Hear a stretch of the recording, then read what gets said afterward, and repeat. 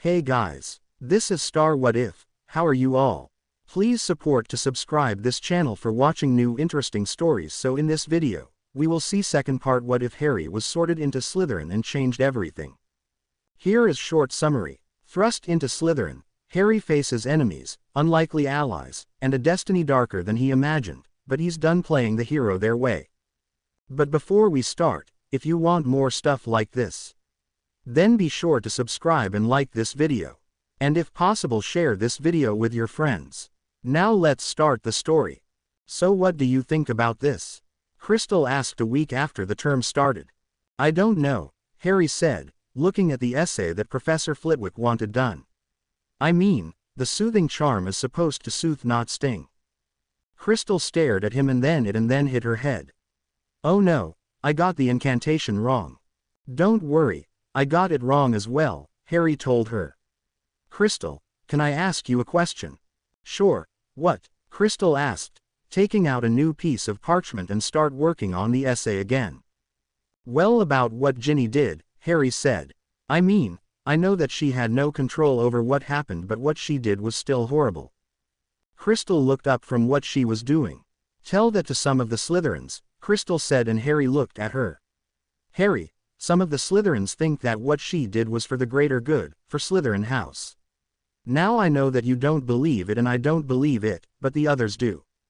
And what about Hermione's part in keeping the snake away? Harry asked. I don't think that anyone has told anyone about that, Crystal said. And I don't think that Hermione wants people to know that she's related to you-know-who. Harry sighed and then checked to see if he had any homework to do. The next day, as Harry, Hermione, and Crystal were heading to their Transfiguration class, Harry noticed Lucius Malfoy talking to the headmaster. He looked very upset about something and Harry was determined to find out what they were talking about. He motioned his two friends to follow him and they leaned against the wall to hear what was being said.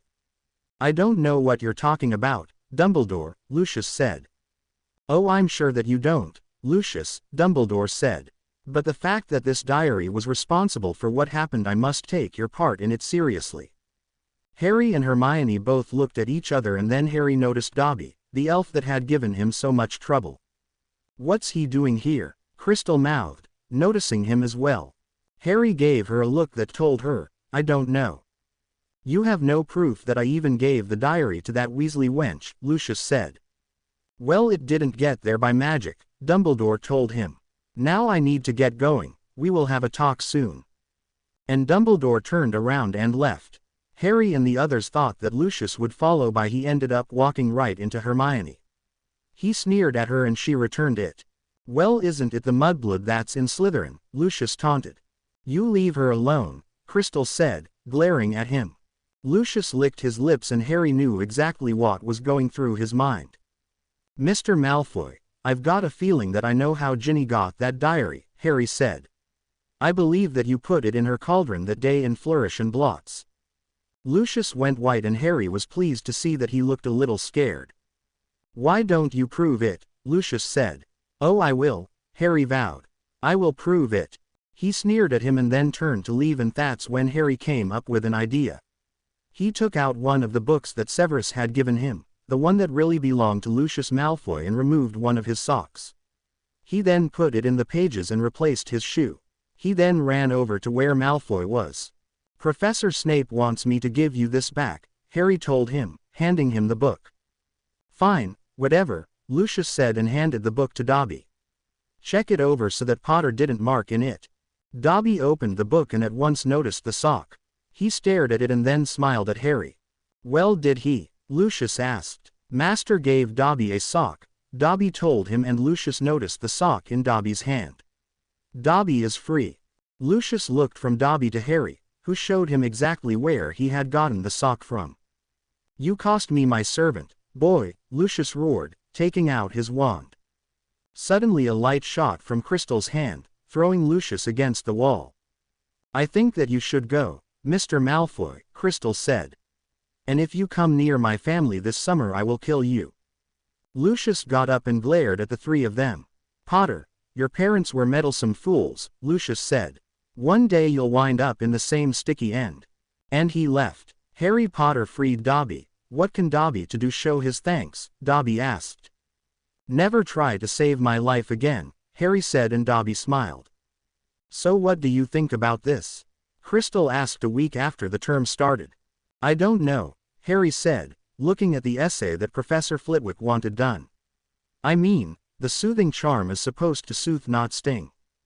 Crystal stared at him and then hit her head. Oh no, I got the incantation wrong. Don't worry, I got it wrong as well, Harry told her. Crystal, can I ask you a question? Sure, what? Crystal asked, taking out a new piece of parchment and start working on the essay again. Well, about what Ginny did, Harry said. I mean, I know that she had no control over what happened, but what she did was still horrible. Crystal looked up from what she was doing. Tell that to some of the Slytherins, Crystal said, and Harry looked at her. Harry, some of the Slytherins think that what she did was for the greater good, for Slytherin House. Now I know that you don't believe it and I don't believe it, but the others do. And what about Hermione's part in keeping the snake away? Harry asked. I don't think that anyone has told anyone about that, Crystal said. And I don't think that Hermione wants people to know that she's related to you-know-who. Harry sighed and then checked to see if he had any homework to do. The next day, as Harry, Hermione, and Crystal were heading to their Transfiguration class, Harry noticed Lucius Malfoy talking to the headmaster. He looked very upset about something and Harry was determined to find out what they were talking about. He motioned his two friends to follow him and they leaned against the wall to hear what was being said. I don't know what you're talking about, Dumbledore, Lucius said. Oh, I'm sure that you don't, Lucius, Dumbledore said. But the fact that this diary was responsible for what happened, I must take your part in it seriously. Harry and Hermione both looked at each other and then Harry noticed Dobby, the elf that had given him so much trouble. What's he doing here? Crystal mouthed, noticing him as well. Harry gave her a look that told her, I don't know. You have no proof that I even gave the diary to that Weasley wench, Lucius said. Well, it didn't get there by magic, Dumbledore told him. Now I need to get going, we will have a talk soon. And Dumbledore turned around and left. Harry and the others thought that Lucius would follow, but he ended up walking right into Hermione. He sneered at her and she returned it. Well, isn't it the mudblood that's in Slytherin? Lucius taunted. You leave her alone, Crystal said, glaring at him. Lucius licked his lips and Harry knew exactly what was going through his mind. Mr. Malfoy, I've got a feeling that I know how Ginny got that diary, Harry said. I believe that you put it in her cauldron that day in Flourish and Blots. Lucius went white and Harry was pleased to see that he looked a little scared. Why don't you prove it? Lucius said. Oh, I will, Harry vowed. I will prove it. He sneered at him and then turned to leave, and that's when Harry came up with an idea. He took out one of the books that Severus had given him, the one that really belonged to Lucius Malfoy, and removed one of his socks. He then put it in the pages and replaced his shoe. He then ran over to where Malfoy was. Professor Snape wants me to give you this back, Harry told him, handing him the book. Fine, whatever, Lucius said and handed the book to Dobby. Check it over so that Potter didn't mark in it. Dobby opened the book and at once noticed the sock. He stared at it and then smiled at Harry. Well, did he? Lucius asked. Master gave Dobby a sock, Dobby told him, and Lucius noticed the sock in Dobby's hand. Dobby is free. Lucius looked from Dobby to Harry, who showed him exactly where he had gotten the sock from. You cost me my servant, boy, Lucius roared, taking out his wand. Suddenly a light shot from Crystal's hand, throwing Lucius against the wall. I think that you should go, Mr. Malfoy, Crystal said. And if you come near my family this summer I will kill you. Lucius got up and glared at the three of them. Potter, your parents were meddlesome fools, Lucius said. One day you'll wind up in the same sticky end. And he left. Harry Potter freed Dobby. What can Dobby to do show his thanks? Dobby asked. Never try to save my life again, Harry said, and Dobby smiled. Harry sent letters to his gang of friends, telling them that he wanted to meet them in the one spot that he knew that Dumbledore wouldn't find them. He had come up with the idea so that when Voldemort returned, then Harry and his friends would be able to protect themselves. He also knew that it was going to be hard, but he was up for the challenge. Harry told them to come and see him on Saturday and make sure that no one knew they were coming. On Saturday everyone came, and that included Neville, Hermione, Crystal, Lavender, Terry, Hannah, Justin and Susan. They all sat behind a wall that had once been used by Godric Gryffindor. "So why are we here and in the cold?" Justin asked. "Well, I was thinking that we need to band together and work on something huge," Harry told them. "Like what?" Hannah asked. "Like becoming Animagi," Harry told her. Everyone gasped. Becoming immortal was one thing, but changing into an animal was something else. "Don't worry," Hermione told them. "I've invented a spell that will allow us to find our animal and change into it. Once you've changed and then returned to normal, you can change into that animal at will." "What about the ministry?" Hannah asked. "I've got an aunt that works for the ministry." "They'll never find out," Harry said. "And that brings us to a different plan. We can't let teachers know that we can change, or they'll report us to the ministry. I think that we should come up with nicknames." Lavender instantly got excited. "How about we first find out what our form is and then construct a nickname around it?" Hermione suggested. "Sounds like a plan to me," Harry said. "Is anyone out, or do we have everyone with us?" Everyone nodded in agreement, and then Hermione started to talk about the spell. "Severus, what brings you here?" Dumbledore asked. Severus hated the idea of having to come to Dumbledore for any form of help, but he really needed a wise person to tell him what to do next. He sat down and looked down at his shoes. "I have something to confess," Severus said. "I hope you haven't been giving Harry detention," Dumbledore said. Severus stared at him and then shook his head. "No, Harry's been acting like a good little boy." "Glad to hear that," Dumbledore said. "So what do you want to confess?" "I looked at the mirror of her eyes," Severus said. "And what did you see?" Dumbledore asked him. "Well, I thought I would see me helping to defeat the Dark Lord, but all I saw was a woman with very nice hair wearing a nice dress. I was happy and so was she.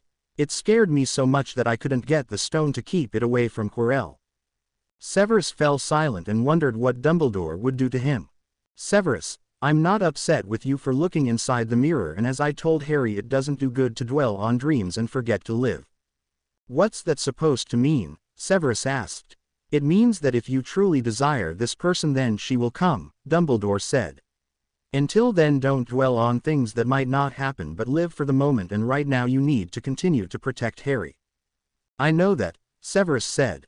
"I'm just telling you that I think that I might meet her." "Then if you do, I wish you all the luck in the world," Dumbledore told him. "But don't be upset if she never shows up." Severus nodded and left, thanking the headmaster for his time. They had all agreed to meet in a few days so that no one would know what they were doing. As Neville, Crystal, Terry, Susan, Lavender, Hermione, Harry and Justin gathered, they all probably wondered what would happen next. "Okay, let's start," Harry said. "Who wants to go first?" "I will," Lavender said and got up. Hermione took out her wand and said, "Anagoria." Lavender shimmered for a few moments and then changed into a raven.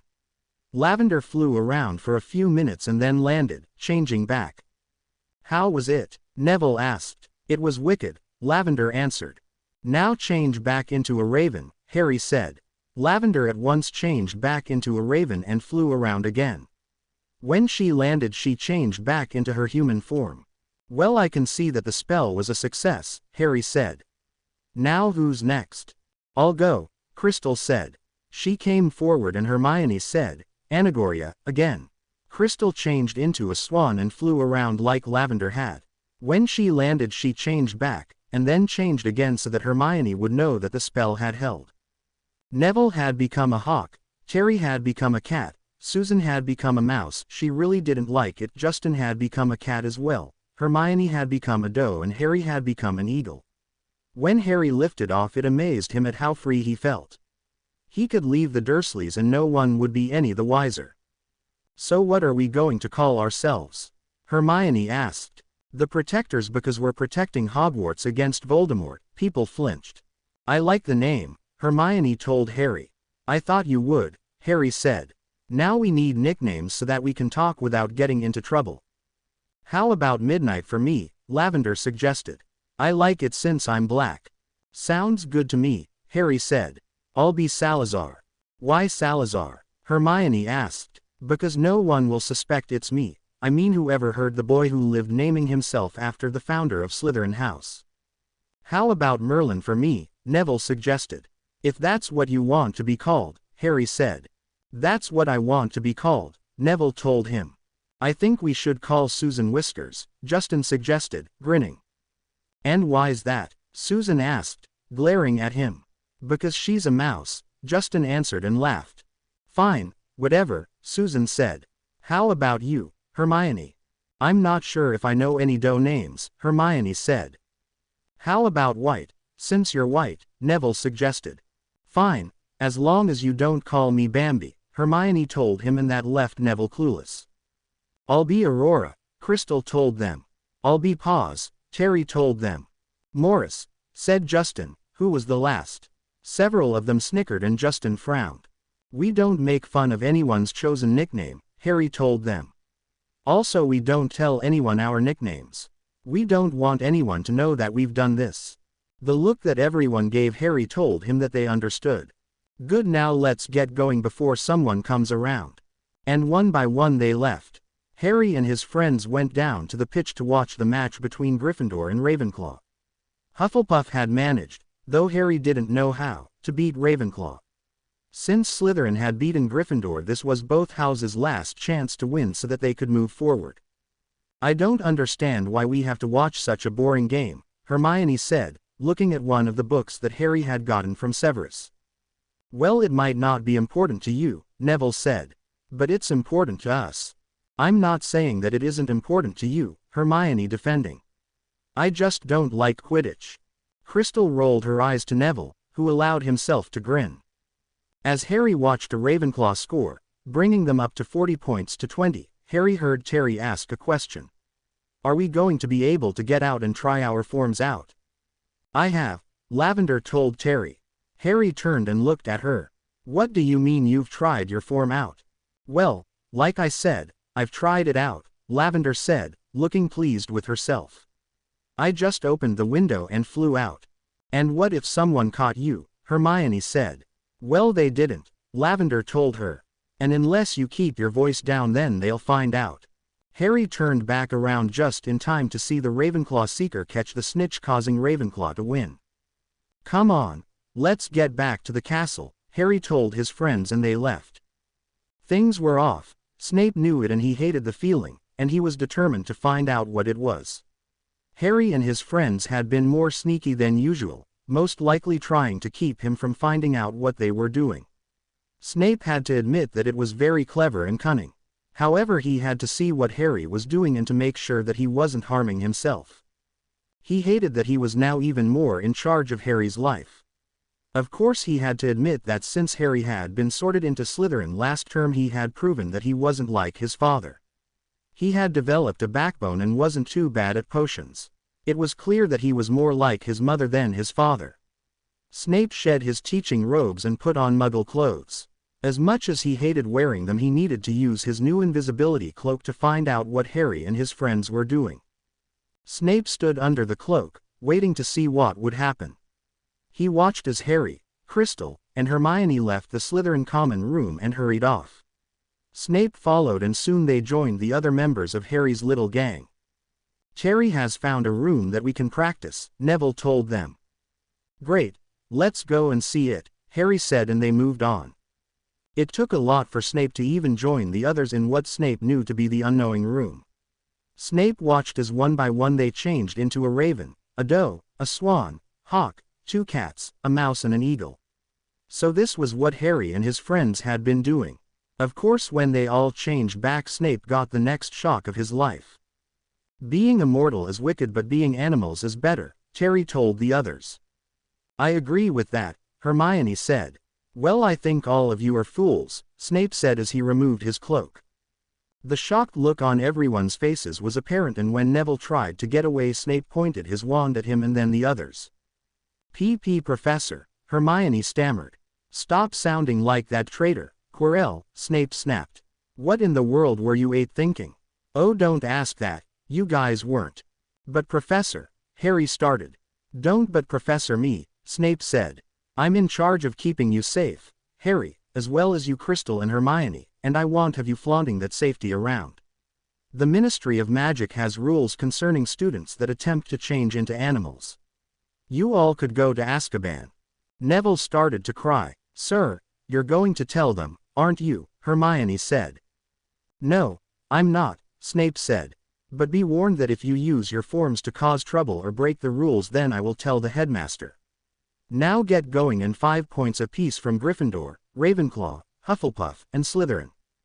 The group left and Snape wondered what he had done to deserve this. I must admit that it was funny, Remus Lupin told Severus. It was not, Snape said. They changed into animals and I have no idea how they even did it. Maybe you have someone that invented a spell that enables someone to become one, Remus suggested. Snape stared at him, shocked. That's it. What's it? Remus asked. What you've just said, Snape said. Miss Granger invented a spell that enabled them to transform. Remus looked impressed, and deep down, Snape was impressed as well. When Snape got back to Hogwarts, he sent a letter to all of them, telling them that they had detention with him at 8 the next day. The next night all of them appeared and they didn't seem too happy about serving detention with him. You will clean these cauldrons out, no magic, Snape told them. Everyone groaned but got started. The next morning Snape was busy working on another set of potions when there was a knock on the door. Sensing it was Dumbledore, he told him politely to enter.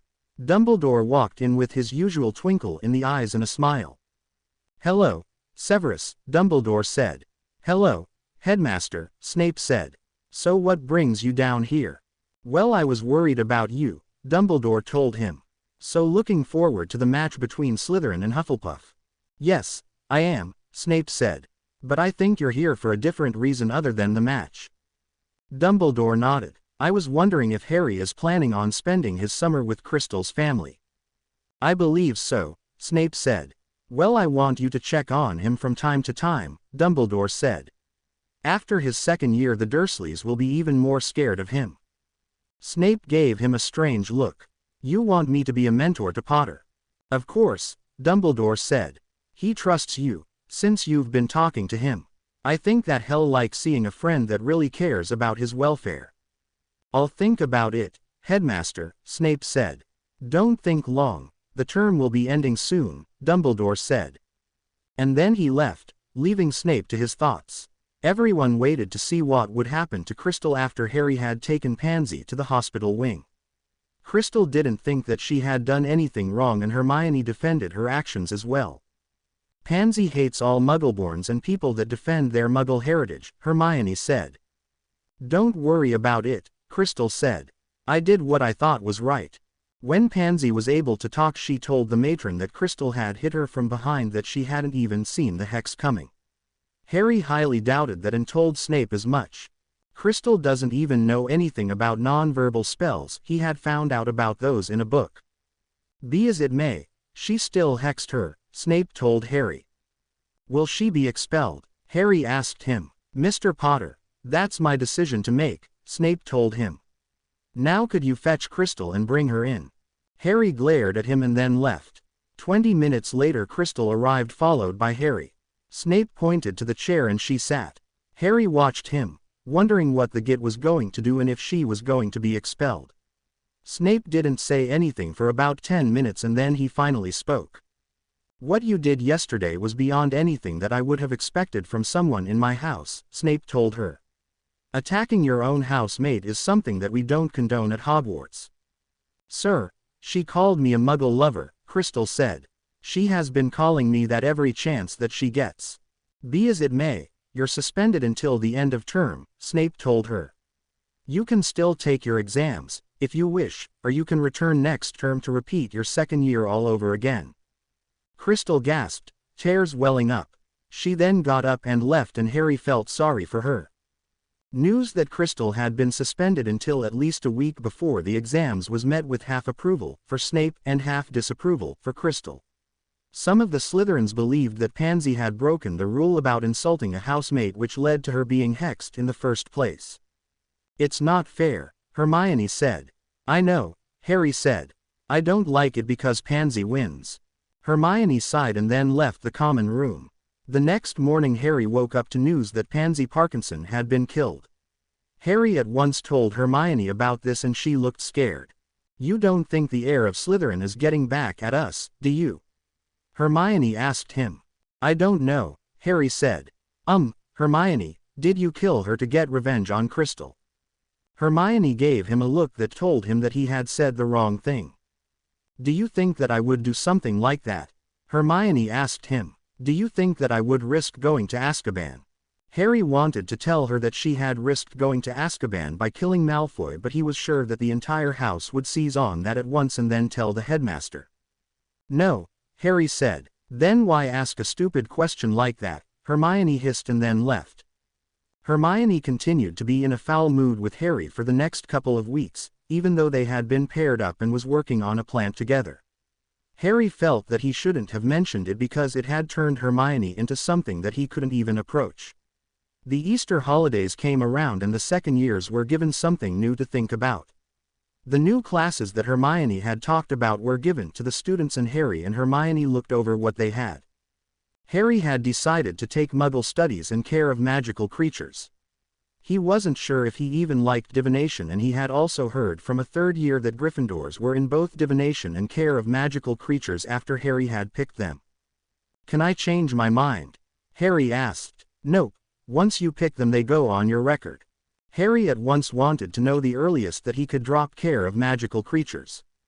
"After 5th year," the girl said. Soon the new classes were turned in and life continued on at Hogwarts. Crystal wrote to Harry and Hermione often, sending them boxes of food all that her mother had made, and telling them that her mum had been upset when she had to pick her up from King's Cross Station. She also said that Lily, Harry's horse, was doing fine and had enclosed a picture of her. Harry pinned this to his wall and looked at it before going to sleep, his mind on nothing but when the next time that he would see her. Harry and Hermione settled down at the Slytherin table, thinking about what had happened to Pansy. The body had been taken yesterday and a lot of the Slytherins were very upset about what had happened. Not that Harry could blame them. "So what subjects did you decide on?" Harry asked Hermione. "I'm taking everything," Hermione answered. Harry stared at her. "What do you mean you're taking everything?" "Just what I'm saying. I'm taking everything," Hermione told him. "Are you nuts?" Harry asked. Hermione laughed. "I don't think I'm nuts." "Hermione, you're going to end up killing yourself," Harry said. Hermione put her hand in his. "I want to know everything, and if this is my only way then so be it." "Hermione, you're my friend and I can't let you do this." Hermione smiled at him. "Don't worry about me, but I do," Harry thought. Justin was heading to the Great Hall for breakfast deep in thought. The Hufflepuffs had been a little shocked at what had happened to Pansy, but some of them believed that she had it coming to her. Justin didn't think so because that wasn't how he was raised. "And I thought that Hogwarts was supposed to be fun," Justin said to himself. "Well, hello little mudblood," said a cold voice. Justin looked up to see a first year standing there. He had no idea who she was, but she looked just like all the other Slytherins, except Harry and Hermione. "What do you want?" Justin asked. The girl grinned wickedly at him. "Oh, you would like to know, wouldn't you?" she said, and then she whipped out her wand. However, Justin was faster and sent a hex her way. It hit her and she passed out. "Justin!" Ginny yelled. Justin turned and saw Ginny running towards him. "Are you all right?" Ginny asked. "Yeah, I'm fine," Justin said. "Who was that girl?" "Sally Belladonna," Ginny answered. "Some stupid pureblood that thinks it's funny to insult half-bloods and such." She smiled down at the defeated Sally and gave her an evil grin. "Come on, let's get out of here before Professor Snape catches us," Ginny told him, and the two of them ran off. Later that day Hermione headed to the library, alone. Lessons had been even more pleasant than before. She had actually been smiling, thinking about how exciting her second year had been. She entered the library and put her books down, then went looking for something that would enable her to do her essay for History of Magic. She fingered through the different spines and had just pulled one out when someone grabbed her and threw her on the ground. She yelped in pain as she hit the hard floor. Hermione looked up and saw Lucius Malfoy standing there, anger in his eyes. "I'm going to make you pay for what Potter did to me," Lucius told her. I'm going to make you scream in pain. You first, Hermione hissed, and she used her dark magic against him. Lucius screamed in pain as she forced her way in. Hermione hated using her power like this, but Lucius thought he was better than everyone else. Time for you to die, Hermione hissed, and Lucius' head exploded, his lower half falling to the ground. Blood covered her face, but Hermione didn't care. She had made it out alive. The Slytherins were all excited about their match against Hufflepuff. Harry and the rest of the team went out onto the field to the cheering of all the Slytherins and booing from the rest of the school. Harry saw Hermione waving at him and he waved back. "Mount your brooms," called Madam Hooch. Harry mounted his broom and kicked off, flying high enough not to pose a problem but not high enough where he couldn't see the snitch. As the game continued, he watched the Hufflepuffs doing all they could to make sure that the Slytherins didn't get ahead. Finally, the Slytherin chaser, Flint, managed to get a score in for Slytherin, and Harry did some loopy-de-loops to show off a little. "God, I hope Snape doesn't think I'm showing off," Harry muttered. Suddenly he saw the snitch, and so had Hufflepuff Seeker. Harry dived fast, and just when the Slytherin Seeker thought that he had it, Harry kicked him hard and he was knocked off course. The rest of the school booed as Harry caught the snitch, but Madam Hooch did nothing to him, and so Slytherin won. "I tell you, we've got the best Seeker ever," said one of the Slytherins. "Did you see how hard Harry kicked that runt?" said Crabbe. "I was surprised that Hooch didn't punish him." "I was surprised as well," Harry said. "That was cheating and you know it, Severus," Professor Sprout told Snape. "Like I care that one of your Seekers got hurt," Snape told her. "It was his fault that he got near." "Oh, you make me so mad," Sprout said. "Well, I'm glad that I do," Snape said. "Now what else do you want to talk about?" "I want Potter off the team," Sprout told him. Snape glared at her, but deep down he was shocked. Every time Slytherin had done something, she never asked for any of the team to be removed. "Well, this is different," Sprout told him. "Well, I'm sorry, but I can't," Snape said. "Potter wins matches for us and I can't remove a good thing." "Fine, but I'm determined to get you back for this," Sprout said, and then left. Naturally, Snape wasn't worried. The exams started a few weeks later, and the first one they had was in defense against the dark arts. When they walked in, they saw Crystal standing there and at once rushed over. "You're back," Harry said. "Only until the exams are over and then I have to go back home," Crystal told them. "So how are things going?" "Well," Hermione said, with a slight grin. "Will I be able to stay over at your house this summer?" Harry asked. "Of course," Crystal said. "Mum said that she'll pick you up the day after your birthday." Harry felt relieved, and both Crystal and Hermione knew it. Professor Lockhart walked in and everyone took their seats and got started. The next one was in Transfiguration. They did their written exam before moving on to changing bunnies into slippers. Harry did great and so did Hermione, but Crystal had trouble because she hadn't been in school. They had charms the next day as well as herbology. Potions was a disaster for Crystal as she blew up her quickening solution and got 10 points taken off of Slytherin. Thankfully Harry got his right and they got the 10 points back. They had astronomy that night, and then the next morning they had history of magic, a whole hour of answering even more boring questions about people, places, and things. When Professor Binns called time, everyone cheered because they were happy it was finally over. However, Crystal didn't join them out onto the grounds. Crystal's mother came by to pick her up and soon they were both gone. "I feel bad for her," Harry said. "I know," Hermione said. "I mean, what right did Dumbledore have to do this?" "Dumbledore didn't do it, Snape did," Harry told her. Hermione went red and Harry knew that she was mad. "Wait until..." "Hermione, don't kill anyone," Harry begged. Hermione looked at him. "If you're talking about what I did to Lucius..." "That's exactly what I'm talking about," Harry said. "I understand why you did it to him, but please, don't kill him." "Fine, but it doesn't mean that I have to like it." A week later the exam results came back and Harry was surprised that he did almost as good as Hermione had. Crystal's score wasn't too bad, though it meant that people would be watching her. At the end of term feast, Harry, Hermione, and the rest of the Slytherins enjoyed Slytherin winning the House Cup again, and Harry could forget about going back to the Dursleys even for a short time. "So where are you going this summer?" Harry asked. "France," Hermione answered. There should be plenty of things to write about in whatever homework that the professors ask for. So what are you going to be doing? Well, after my birthday I'm going to spend the summer with Crystal and her parents, Harry said. I almost forgot. That's great. You have to tell me what happened, Hermione said. Thanks, I will, Harry said, and they went back eating. Harry and Hermione boarded the Hogwarts Express to head back home. They both missed Crystal and couldn't wait until next term when they would see her again.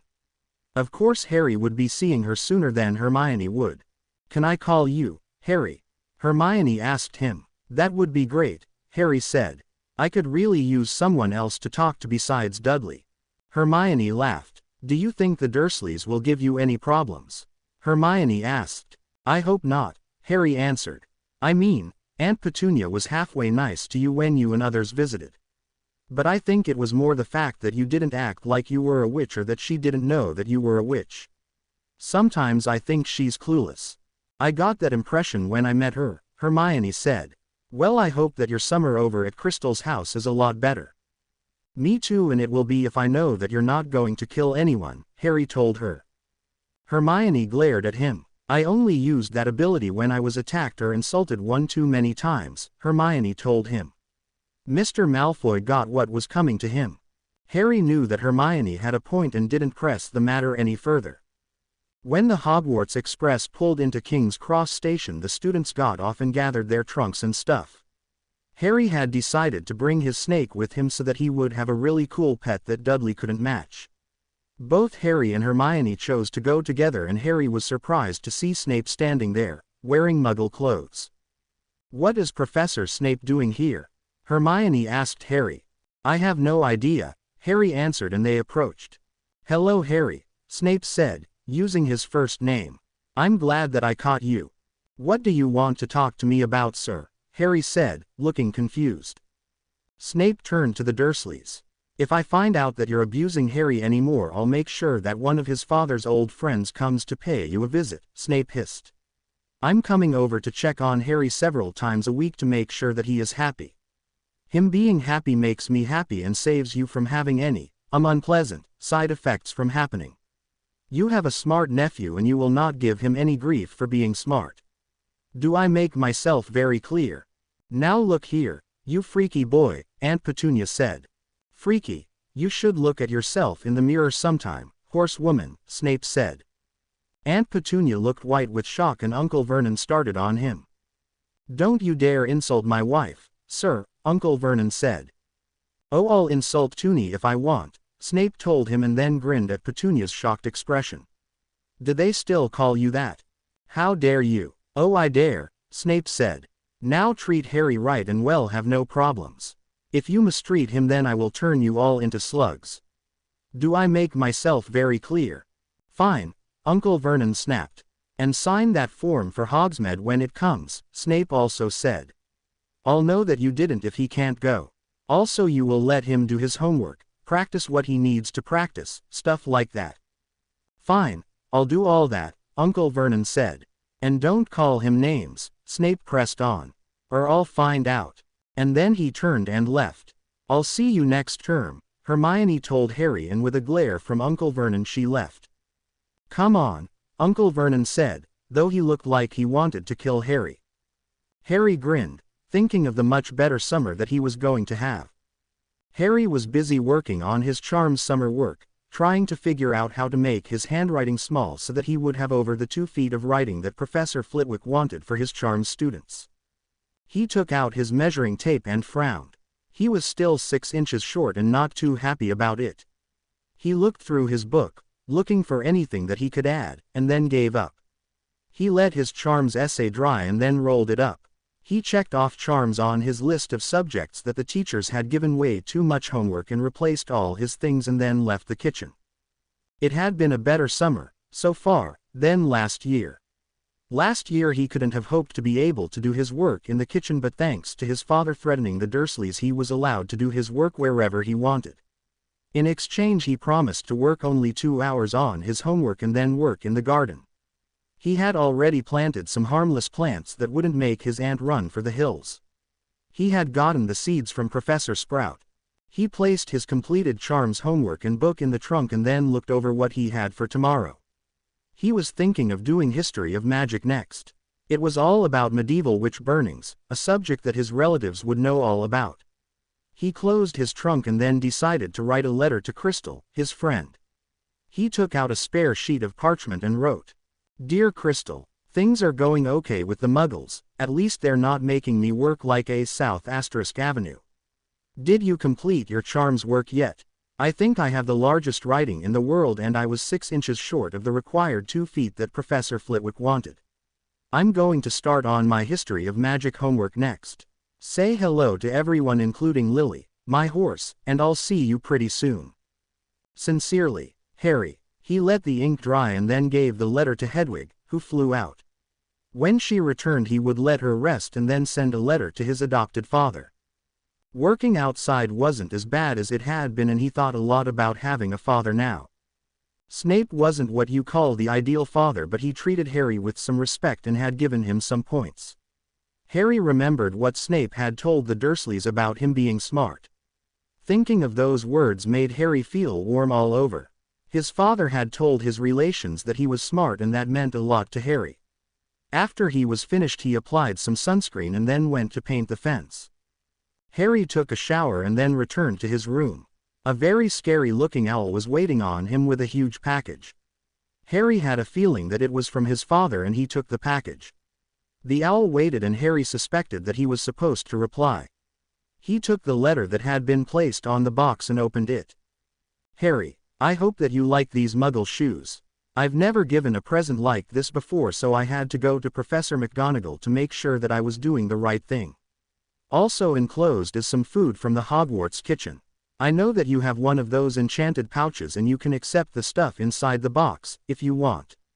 Sincerely, Professor S. Snape." Harry felt like snorting but he wrote back, telling Snape thank you for the food and shoes, and then the owl left.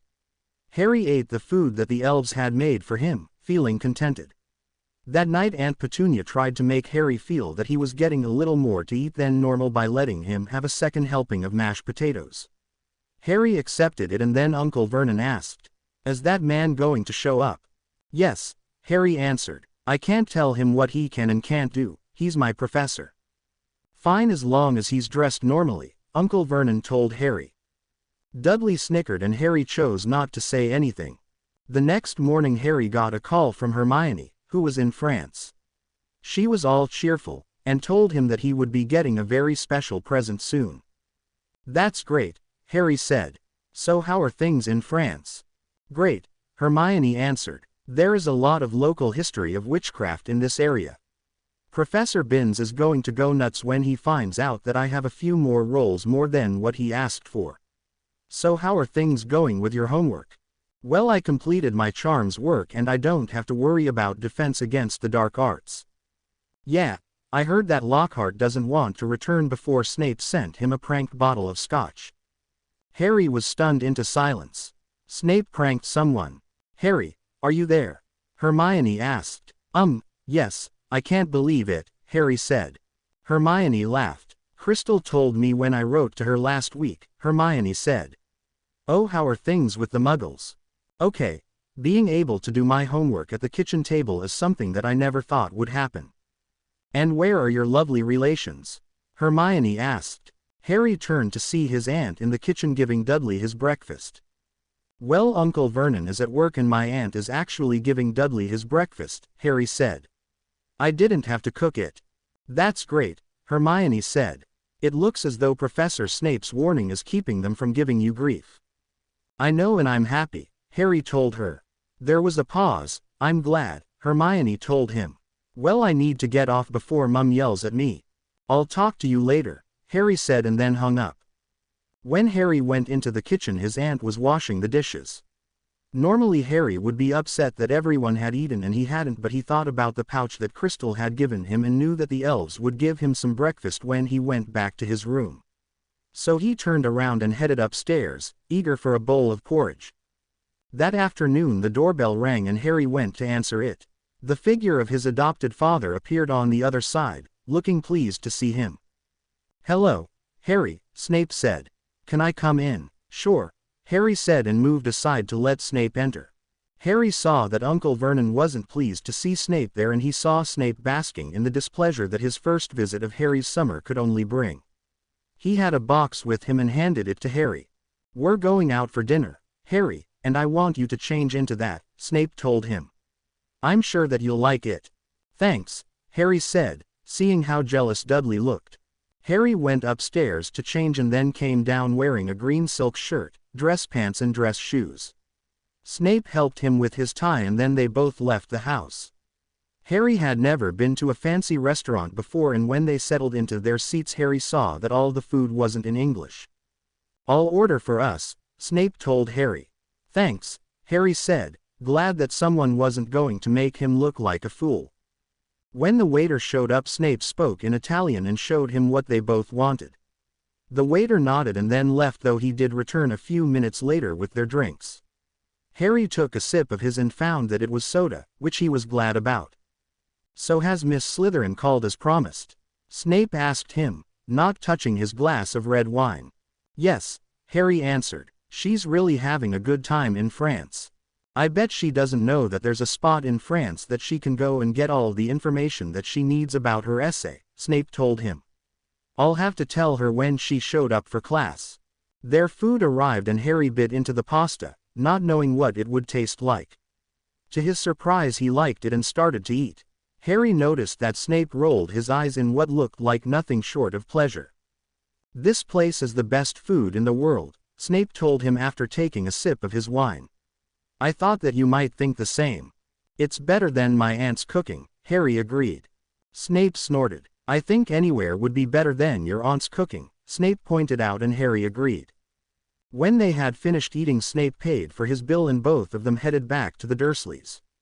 Harry had such a great time that he really didn't want to go back, but he knew that he had. Snape rang the doorbell and Petunia answered it. "I'll be back in a few days," Snape told her. "And remember what I said." Petunia glared at him but then let Harry enter. Soon Snape was once again gone. Dudley spent the next 2 days making Harry's life far more miserable than he had last summer. It was clear, to Harry at least, that Dudley was jealous that Harry had gone out to a fine restaurant and hadn't brought Dudley back anything. Personally, Harry didn't care what Dudley thought and spent the 2 days before Snape returned doing his homework, which included history of magic and herbology. He then checked on his plants and recorded how they were doing. He had just packed his herbology book when the doorbell rang. Harry went to answer it, knowing that it was Snape. When he opened it, there he was and Harry smiled at him. "Let's go to that new theme park that just opened," Snape told Harry, giving Dudley a nasty sneer when Dudley appeared and heard where Harry was going. "Okay," Harry said and closed the door. They took a bus called the Night Bus to get there, which it turned out wasn't a Muggle theme park but a wizard one. During the trip, Harry decided that he would never take the night bus unless he was really desperate for a way home. When they got off, Snape had to take a potion to calm his stomach down. At least that's what Harry thought the potion was for. "Let's just start off small and then work up," Snape told Harry. "Sure," Harry said, and they went on the first one. The wizard idea of small wasn't small, and Harry was screaming his head off as the ride looped here and there. When they got off, Harry didn't think he could eat anything, which made Snape laugh. "Too wild for you?" Snape asked him. "No, too wild for my stomach," Harry answered. Snape gave him the same potion that he had taken earlier, and then they went off to get some lunch. While Harry was waiting on the food, he saw Professors McGonagall, Flitwick, and to his surprise, Dumbledore. He got up and went over to their table. "Hello, Professors," Harry said. Flitwick almost fell out of his seat, but McGonagall and Dumbledore both grinned at him. "Fancy seeing you here, Harry," Dumbledore said. "Dad wanted to take me here," Harry told him. Dudley was jealous, of course. "Of course," Dumbledore said. "Well, I think it's great that Severus is taking time to be with you," McGonagall said. "So are the Muggles giving you any problems?" "Well, Dudley is, but I think it's more the fact that I go to places that he wants to go. He has always enjoyed the fact that he has been able to do things and I'm the one that got left out." "Well, the summer will be over before you know it," McGonagall said. "Harry," Snape called out. "See you at school," Harry told them, and then left to rejoin his father. Harry in all his life had never seen such a huge pizza before and huge fries. The place that Snape had gotten the food was called Giant Food. Snape told Harry that the owner got the idea from the Muggle world. But they don't serve this huge of a pizza, Harry told him. True, but don't tell him that, Snape told Harry. When they had finished eating, Snape had the pizza shrunk and a charm placed on it so that it would keep for as long as Harry wanted to eat it. The rest of the day was spent riding more rides, and Snape even took a crack at some of the games. It was the most fun that Harry had in a long time, and he didn't want the day to end. However, he knew that he had to return to the Dursleys. "Can we talk before I summon the night bus?" Snape asked. "Sure," Harry said, wanting to delay his return. "Well, I was talking to the headmaster and he told me that Ron Weasley has been accepted at Durmstrang." "Okay, so why is this important?" Harry asked. "Durmstrang is known for the dark arts," Snape told him. "I told Dumbledore that denying Weasley a full chance of an education would be wise, but he said that Weasley didn't need to suffer." "Oh, and has he forgotten what he did to Hermione?" Harry said. "He might have, but I haven't," Snape told him. "Now let's forget about dumb Weasley and let's get back to your relations." Harry nodded and Snape summoned the night bus once more. In July, Harry got something that really made his summer great: his friends. Neville, Justin, Hannah, and Terry all arrived, and despite the fact that Uncle Vernon roared with rage at the idea of Harry's freaky little friends over, they had adults with them, so Uncle Vernon couldn't do anything. Terry's mum cast several spells so that Harry and his friends could play Quidditch without being seen. It was great, even though Harry knew he would answer for it when they left. "The new firebolt's coming out," Hannah told Harry. "Really? That's great," Harry said, "though I still have the broom that I was given back in my first year." "Well, you can bet that Crabbe's father will get him one," Neville said. "Yeah, anything to try and up me," Harry said. "I think I might get myself one just to get the other Slytherins mad." "Well, don't get too many of them mad or you might not be on the team," Terry pointed out. Harry and the others laughed. When everyone finally left near nightfall, Harry faced his aunt's wrath. "How dare that freak cast spells in my backyard," she said, "just so that you can play some freaky game." "Aunt, honestly I didn't know that they were coming," Harry said. "Likely story," his aunt hissed. "Now go up to your room, not dinner." Harry normally would complain, but he didn't want to make his aunt even madder than she was. "Fine," Harry said. When he got to his room, he took out the satchel and asked the elves for some spaghetti.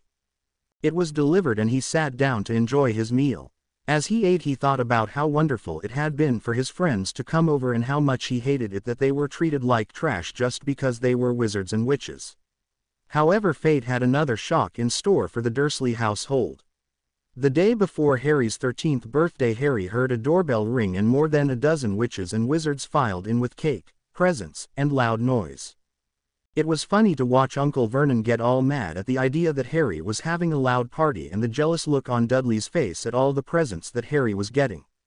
Remus Lupin had come as well and told him that the day after Harry's birthday he would get picked up to be taken to Crystal's house. "That's great," Harry said. All three Dursleys were absent from the party. Harry got some new books from Hermione, a biting book from Hagrid, a set of new clothes from Crystal, magical fitting to any size, a vest from Crystal's mum, a new cloak from Professor McGonagall, a supply of candy from Professor Dumbledore, which included a phoenix tail feather from Fawkes, and a long present from his father. He ripped open the packaging to reveal a brand new firebolt. "Now who would have thought?" said Dumbledore, smiling. Harry couldn't believe it either. Here was the broom that Neville had been talking about, and his adopted father had given him one. Harry really wanted to fly it but had decided against it. He knew that the spells that Terry's mum had placed didn't account for a firebolt. "That's sure going to make sure that Slytherin wins the match," Remus said, with a grin. McGonagall fumed at it, but everyone figured that this was Severus' intention. The party wrapped up nearly at dusk and soon everyone left. Harry smiled at all the presents that he had gotten and then hurried to gather them up so that his aunt and uncle wouldn't start on him. An hour later his aunt and uncle, sensing that Harry's party guests had left, returned. However, his uncle started on him about the party. "How dare you allow those kinds of people in our house? We thought that your freaky friends were bad, but you had to bring your freaky teachers." It wasn't my fault, Harry told him, but his uncle didn't believe him. That night an owl came to deliver Harry's his Hogwarts letter. The letter told him, like last year, that he was supposed to take the Hogwarts Express on September 1st to take him back to Hogwarts. Enclosed was the Hogsmeade form that Snape had talked about. Harry just hoped that Uncle Vernon remembered to sign it. The next day Harry went downstairs and sat down at the kitchen table. A new TV had been given to Dudley as a welcome home present, and on the front of the screen was a report about a dangerous convict. And the public is warned that Sirius Black is armed and considered very dangerous. A special hotline has been set up. If anyone sees Black to call this number. Hey, no one has told us where he's escaped from, Uncle Vernon said. What use is that to us? He might be coming up the street now. To right, said Aunt Petunia, looking out the window. Harry knew that Aunt Petunia would simply love to be the one to contact the hotline. She was the nosiest person in the world. Uncle Vernon then said something that brought Harry back to the world of the now. He announced that Aunt Marge was coming to stay for the week. For the week, Harry said. Yes, and while she's here I don't want any funny stuff, freaky friends, or freaky professors, Uncle Vernon told Harry. Fine, Harry said. Oh, I've got the form that Professor S.N. Don't mention that freak's name, Uncle Vernon said, cutting Harry off. If you behave yourself then I'll sign your ruddy form. No, you promised that you would sign it, Harry said, inserting his Slytherin nature into the argument. If you don't sign it then my adopted father will know that I'm unhappy and you don't want to know what he's capable of. Harry grinned nastily at his uncle, who grabbed the form and signed it. Fine, here's your ruddy form, Uncle Vernon said, and then left the house. Harry's happiness at getting his uncle signing his form didn't last long. Soon Aunt Marge arrived and she showered Dudley with keys and presents. Harry wasn't upset about the present part, as he had just had a great birthday with plenty of presents and cake. However, Aunt Marge's treatment of Harry was something that Harry minded. He hated Aunt Marge so much that he was willing to break wizard law just to see her gone forever. Thankfully he didn't need to worry, because the next day Snape showed up to take Harry to spend the rest of his summer with Crystal and her parents. Harry was glad when Snape came to pick him up.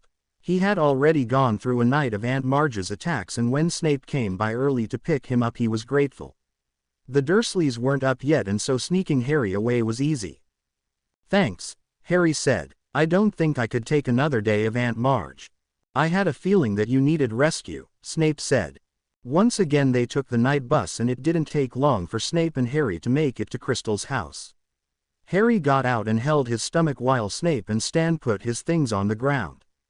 Are you all right? Snape asked. I hate that bus, Harry commented as it sped away.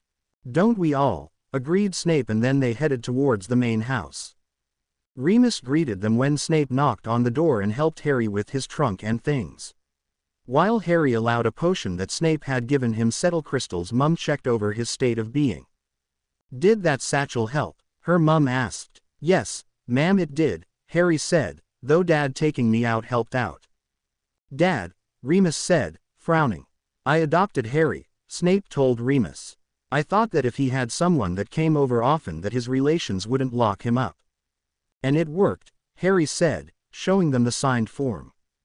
Well, I see that whale man signed it, Snape said. Well, he wasn't, but I used some Slytherin cunning to get him to sign it, Harry said, grinning at his adopted father. Harry, did you threaten him?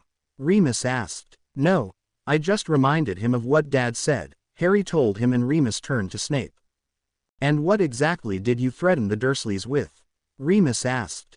Snape rolled his eyes. Remus, have you ever met Lily's sister and her stupid husband? No, Remus answered. Good, and I hope you never do, Snape said. I knew Harry's aunt back when we were little, and she hated everything to do with magic, and that included her sister. She transferred that hate to Harry, and when Harry arrived he was sorted into Slytherin. I've watched over him and even helped him through what happened to him. He's a lot better now than he was before. And he comes over here for the summer, Crystal's mum finished. Now, Remus, could you take his things up to his room that he shares? I'm sure that Harry's hungry and also tired. Sure, Remus said, and Snape made to leave, but Crystal's mum stopped him. You're not going anywhere, she snapped. You're far too skinny and I want you to eat. Stupid woman, Severus muttered, which earned him a glare. Fine, I'll stay. Her husband laughed. She'll get you with the skinny part. How do you put up with her? Snape asked. I don't. I just remember all the good qualities and leave it at that, he answered. She levitated the pot over and it landed smoothly on the table. As she started to serve people, Remus came back and she handed him a bowl. He smiled and then went to a corner and started to eat. So how's my horse doing? Harry asked. She's doing well, Mrs. Walker answered just as Crystal appeared along with Jerry. She's almost a full-grown horse now, but I'm sure that she'll remember you. Hello, Harry, Crystal said, and Harry went pink. Hello, Harry stammered, and Remus snorted with laughter. Of course Mrs. Walker thought he had choked on something and Remus had to wave her away. Well, I'm going, Snape said after finishing his bowl. I'll be seeing you both soon. And he left. After dinner Mrs. Walker had the three of them turn in for the night. Harry knew it would be a long day of gathering eggs, feeding chickens, and milking cows. But the plus side was that he would get to ride Lily when he was done, and someone would always be by to make sure that he didn't fall down dead. He liked it here despite what a lot of people would think about hard farm work. No one complained around here and he liked it. He was also starting to like Crystal a little more than just being a friend. He just hoped that it didn't change her mum's view of him. The next day Harry joined the Muggle side of the main house where the hands were enjoying the food that Mrs. Walker made and then set out to do whatever chores needed to be done. Both Harry and Crystal worked on feeding the horses and changing their hay, feed, and water. They also worked on the chickens. Crystal thought it was funny when the rooster chased Harry over the fence. That thing must die, Harry said. Crystal laughed even more. Remus came around with some water for both Harry and Crystal, and as they drank it Harry asked Remus if he was all right. Why do you ask? Remus asked him. Well, last time I saw you looked all sick and everything, Harry said. A bad bug, Remus answered, though he didn't look Harry in the eyes. Harry wasn't sure if he was lying or not. Everyone took a break for lunch and then it was back to work. By the end of the day Harry was sore and Mrs. Walker at once told him to soak himself in a tub of hot water. Crystal helped him with the water and then left him alone to soak. When he finished he felt a lot better and he settled down for dinner. I can't believe they haven't caught Black yet, Mrs. Walker said, looking at the cover of the Daily Prophet. Harry had heard of Black but he didn't know what Black had done. Mrs. Walker, what exactly did Sirius Black do? Harry asked. He killed 13 people with a single curse, Mrs. Walker said. Thank the gods that Remus isn't here, they were friends. He knows the full story of what Black did, but from what I know it wasn't good. The whole street was blown away and all those people were dead. The Muggles believed a gas explosion did it. Harry couldn't believe that someone could do that to that many people. Well, I hope they catch him and send him back, Crystal said. Me too, dear, me too, Mrs. Walker said. 2 weeks after Harry had arrived at the ranch, Mrs. Walker told everyone to get up because they were going to Diagon Alley. They took the Flow Network, which was only a little better than the night bus, and arrived all dusty in the leaky cauldron. Harry refilled his sack with galleons, sickles, and nuts and then joined Crystal in getting their school books and other things. Thanks to Hagrid's gift he only needed to buy one new book for his subject, Muggle Studies. When Crystal and Harry walked in, along with Jerry, Harry noticed a monster cage. Breathing a sigh of relief he approached the manager. I need Muggles.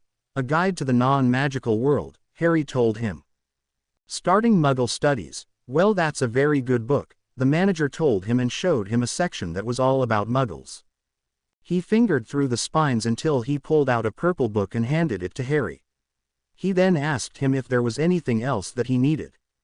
I need the standard book of spells, grade 3 and intermediate transfiguration, Harry told him. A few minutes later he had his books and waited for Crystal and Jerry to get theirs. The manager cried when Crystal told him that she needed the monster book of monsters. When all three of them finally left the bookshop everyone was very happy to leave. I can't believe that he cried out for his mummy, Crystal said. Don't insult the man, dear, Mrs. Walker scolded. Sorry, Crystal muttered. They saw Hermione as they left the apothecary, and Harry wasn't surprised to see how many bags of books she had. She was also with Neville, who looked a little embarrassed by something. "Hi, guys," Harry said, smiling at both Hermione and Neville. "Hi, Harry," Neville said. "Have you seen Gran around here?" "No, why?" Harry asked. "Because she's sore with me," Neville answered. "I forgot my book list." "Which I told Neville not to worry about," Hermione said. "He told me which classes he's taking, and so I wrote down the entire book list. I'm sure that Gran will notice that I wrote it, but he won't get into trouble." Crystal laughed and Harry said, "A lifesaver, as always." "Thanks, I'm glad that you think so," Hermione said. Hermione, why do you have so many books?" Crystal asked her. "Because I'm taking every class," Hermione answered, and Crystal stared at her. "Are you nuts?" Harry finished. "That's what I told her last year." Hermione ignored them both, but Neville giggled. "I'm going to ignore you, Neville," Hermione told him. They all laughed. When Harry and the others had finished their shopping, Mrs. Walker took them all back to the ranch. Harry told Hermione that he would see her on the Hogwarts Express. She gave Harry a hug and then left with her parents. Soon they were gone. Soon it was September and time for Harry and his friends to board the Hogwarts Express for their return to Hogwarts. Harry went through the barrier, this time not keeping him out, and quickly found a compartment. However, someone was already there, and Harry was happy that it was Remus. Of course he wondered why Remus was here. "Hello, Harry," Remus said, smiling at him. "Hello, Remus," Harry said. "What are you doing here?" "I'm the new Defense Against the Dark Arts teacher," Remus told Harry. "Wow, that's great," Hermione said, getting in and sitting down.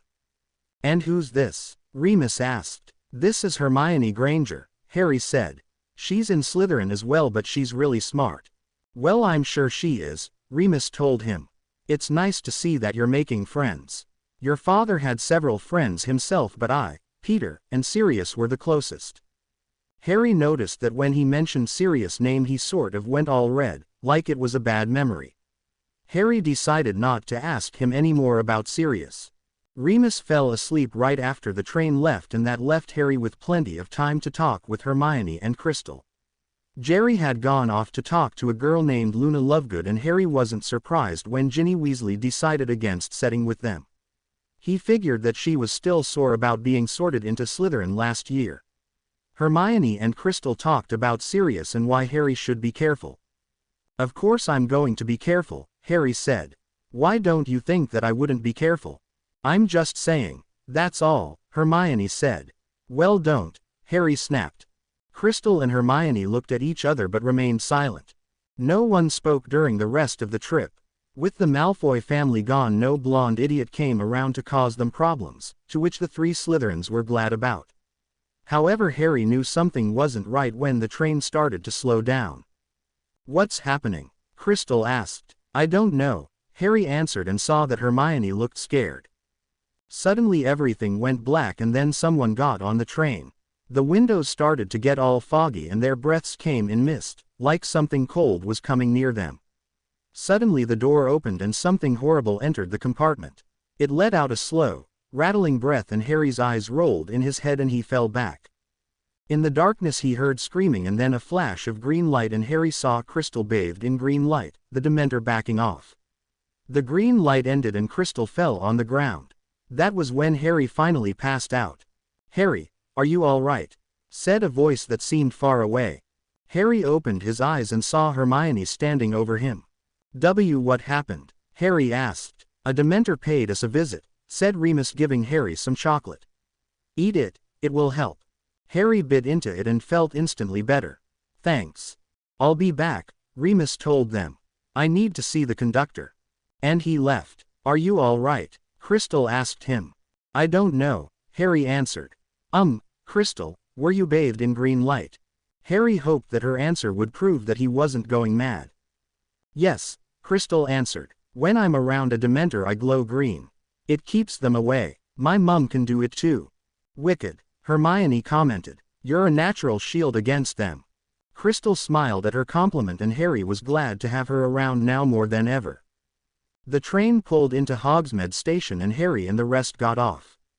Harry had never followed the older students before and he felt himself being pushed up the stairs and onto a muddy path where several carriages waited. Harry got in followed by Hermione, Crystal, and to Harry's surprise, Neville. Not that anything that Neville did surprised Harry. The carriage started and Harry wondered what would happen this term. He knew that the Dementor on the train wasn't there because it had something better to do with its life. He knew it was there looking for Sirius Black, Hermione had told him when Remus had left. Several Dementors appeared and Harry leaned back until they had disappeared. "Are you all right, Harry?" Hermione asked. "I'm fine," Harry said, not wanting to get into what he was feeling. The carriages stopped and everyone got off. However, Pansy Parkinson was snickering as Harry, Hermione, Crystal, and Neville went past and Harry knew he would hear about it soon enough. When they entered the entrance hall they saw Professor Snape standing there. He walked over to them and spoke. "Mr. Potter, Miss Granger, please come with me," Professor Snape told them. Miss Walker head into the Great Hall. Crystal gave Professor Snape a look and then headed into the Great Hall with the rest of the students. "Follow me," Professor Snape said, and the two of them headed down to the dungeons and into his office. "Professor Lupin has sent me a note saying that you fell ill on the train." "Oh no," Harry moaned. "He told." "Yes he did," Professor Snape told him. "Therefore I'm having you sign up to work on creating a Patronus." "What's that?" Harry asked. "It's a sort of guardian that protects a person from a Dementor. Your father was unable to produce one and I'm hoping that you exceed in that area." "Yes, sir," Harry said. "Now wait outside while I talk to Miss Granger about her course schedule." Harry nodded and then left, leaving Hermione alone. Harry didn't have to wait long. Soon Hermione was back, tucking something under her robes and looking very pleased. Professor Snape took them back to the Great Hall just as Professor McGonagall came out with the stool and the Hogwarts sorting hat. "Oh no, we missed the sorting," Hermione said. "I think that you'll live," Professor Snape told her, and both her and Harry sat down at the Slytherin table while Professor Snape went to the staff table. "Oh, why can't she sit somewhere else?" Hermione hissed when she noticed that Pansy was sitting not too far from them. "I think she's going after the dramatic look," Crystal told them. "Most serial killers start with the dramatic look. That's how they're so remembered." Harry wondered who told her that. He figured her father had. The feast was wonderful and Harry savored every bite that was on his plate. Hermione and Crystal talked about the classes and how difficult they would be. Harry didn't even think about classes, only that he was glad to be back.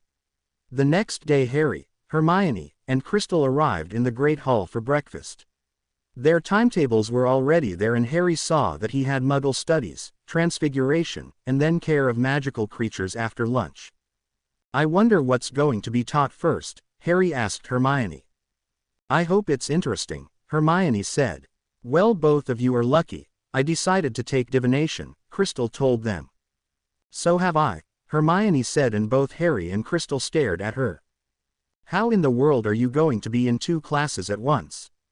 Harry asked. Hermione gave him a stern look that told him not to worry. "I was just asking," Harry said. When they had finished their breakfast, Harry and Hermione headed for Muggle Studies and Crystal went to divination. Upon entering, Harry and Hermione took their seats waiting for the professor. A few minutes later the professor came in and took roll. "Today class we're going to talk about what Muggles use to get around called cars," the professor told them. "Now unlike us, who use brooms, Muggles use cars to get around. Now can anyone tell me why the car was invented?" Harry raised his hand at once and the professor called on him.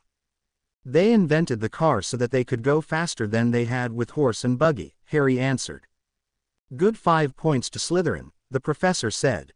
"Now I want you to open your books to chapter 1 and I want each of you to really read the chapter. It's important to understand the different things about the Muggle world." Harry opened his book and turned to chapter 1.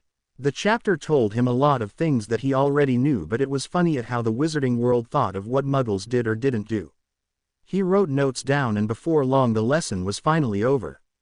Harry packed everything away and then both he and Hermione left for their next class. In Transfiguration, Professor McGonagall turned into a cat and back again.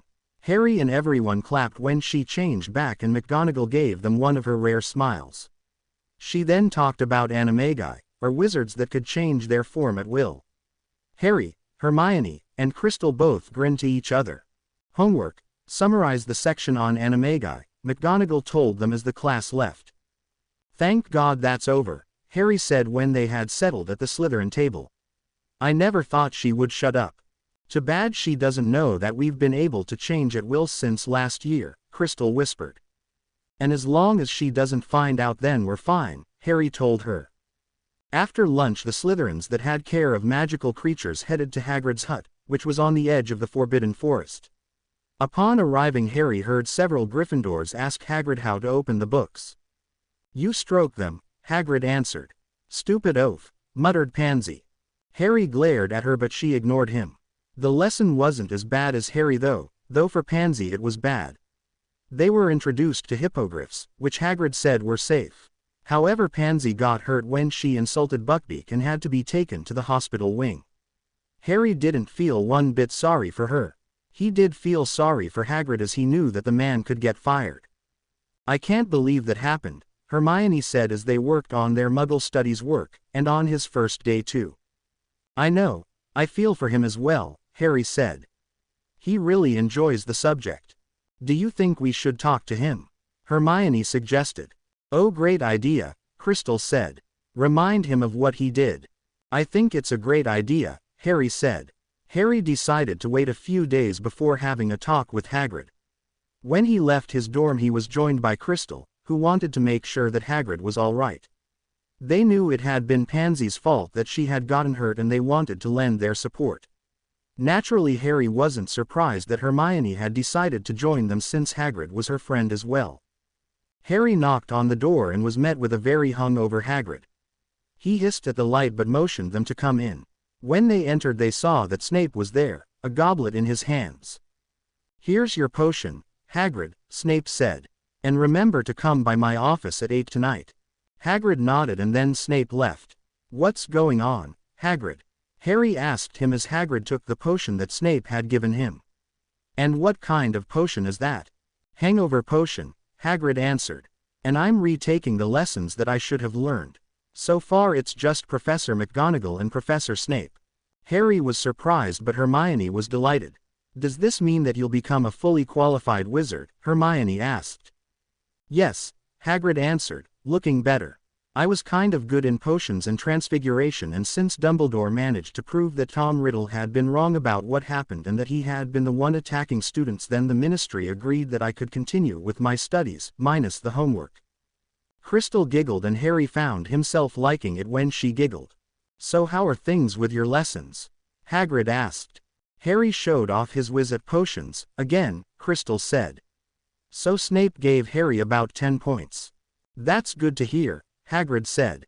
So how do you like being Snape's adopted son? It's nice, Harry answered. I mean, he acts like he really cares about me and he took me to that wizard theme park and a nice restaurant. He also saved me from probably going to Azkaban for doing something to my aunt. Rotten muggles, Hagrid muttered. But I'm glad that you had fun. Well, I need for you three to get along. I'm working on something with Dumbledore.